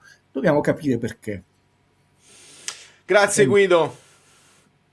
Valerio, mi scuso per oggi per il mio disappunto, ma No, era logico. Prima della storia di Højlund già avevi quel senso di fastidio più di me e adesso io lo matcho. sì, per il fatto che immagini, mi hai fatto una regia e non è un film, e ti dico solo una cosa, proprio togliamo il Napoli, non esiste il Napoli, ok? Il Napoli non è mai stato creato, non gioca in Serie A. Però io a questo punto mi domando, perché poi se no io mi dimetto se c'è la buona fede. Domanda retorica, ovviamente, non sono un po' troppi gli errori di tutte le partite, visto che poi si predica in un modo, e stiamo alla 19ª con delle partite da recuperare, lo sappiamo, quelle delle squadre che hanno fatto il lavoro lì. Ogni domenica predichiamo, poi come sono 4 scemi, no, degli insulti, e invece stanno peggiorando le cose, e quindi oggettivamente c'è qualcosa. Non sto parlando del Napoli, sto parlando Certo. dell'Italia. Non ti sembra che sono veramente tanti? Questa è la domanda di Guido per la community. Sì, e poi le spiegazioni sono anche peggio dell'episodio, perché, vabbè, lo accettiamo l'episodio, ci danno una spiegazione corretta, pacata, logica e punta di fioretto di regolamento, e noi siamo più contenti perché capiamo meglio il calcio. Invece noi abbiamo sentito delle spiegazioni che hanno fatto venire più dubbi. Le persone corrette hanno solo dubbi, le persone dicono la Marotta Ligue, eccetera. Allora la domanda che vi faccio, ragazzi, visto che si dovrebbe avere l'interesse a migliorare, no? Abbiamo le prime 10 giornate sono andate così, le prime 15 sono andate così, le prime però mo sono 19. La vogliamo un po' migliorare? Non vi sembra? È una domanda un po' retorica, ma c'è veramente questo interesse, visto che hai detto se mettiamo in dubbio la buona fede io mi dimetto, ma togliamo questo fatto che ti dimetti, però io vorrei vedere delle domeniche dove è fisiologico che c'è 1 o 2 errori, ma qui è proprio tutta la condotta di gara di molte partite, non è l'errore. Io non mi soffermo, scusate la lungaggine, poi è finito, sull'errore, ma ne frega niente del rigore. È la condotta di molte gare che mi sta infastidendo. E ripeto, Rocchi cortesemente mi deve spiegare il laccio californiano al collo del giocatore di Verona a Elmas. Se cortesemente, con educazione me lo spiega, perché io voglio imparare una norma in più del calcio. Probabilmente è una cosa che si può fare e così impariamo che un difensore può fare quel tipo di movimento e io non lo sapevo. Quella è una domanda che io faccio al designato, perché io non lo so, non la conoscevo questa nuova soluzione calcistica, eccetera. Quindi, dato che non è fallo, non l'hanno fischiato, non l'hanno anche ammonito, qualcuno mi deve spiegare quella cosa là. No, oggi la domanda è proprio generica, scusate le lungaggini. Un abbraccio Valerio, amiche belline, amici bellini, e anche a chi ci vuole male, tanto non ci frega niente, vogliamo bene tutti, noi amiamo tutti. Un bacio, Guido. Quasi. Grazie mille. Amici bellini, lo segnalo perché quello che dice Guido è vero, è una delle cose più assurde che abbiamo mai visto e non ne parlerà nessuno perché quelle altre spostano i punti in teoria, però io lo segnalo il minutaggio a chi magari vorrà rivedere perché non uscirà in nessun highlights. Domani nell'analisi vi prometto che parleremo di calcio, parleremo ovviamente anche degli episodi, ma perché Højlund l'ha rimessi tutti in discussione pubblicamente, ma faremo analisi della partita, alcune cose che si potevano far meglio, altre che invece mi sono piaciute nella reazione della squadra, non della reazione mia. Vi abbraccio e vi bacio, state sul pezzo perché tanto gira e vota e che già stiamo di nuovo alla partita, quindi mi raccomando. No? E vedi? È uscita... Amici bellini alla ribalta, Poriani è bello, tutti lo sanno. Molto bene, vedo un clima sereno, mi fa piacere. Allora, prego.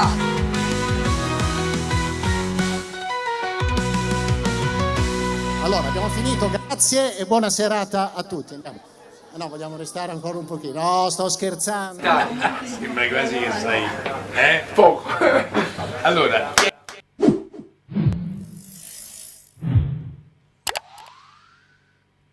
Ma questo è il fatto, che ci mettono il dubbio proprio su tutto il regolamento, e già sappiamo che alla prossima succede una cosa simile e fanno un'altra cosa, e non sappiamo cos'è.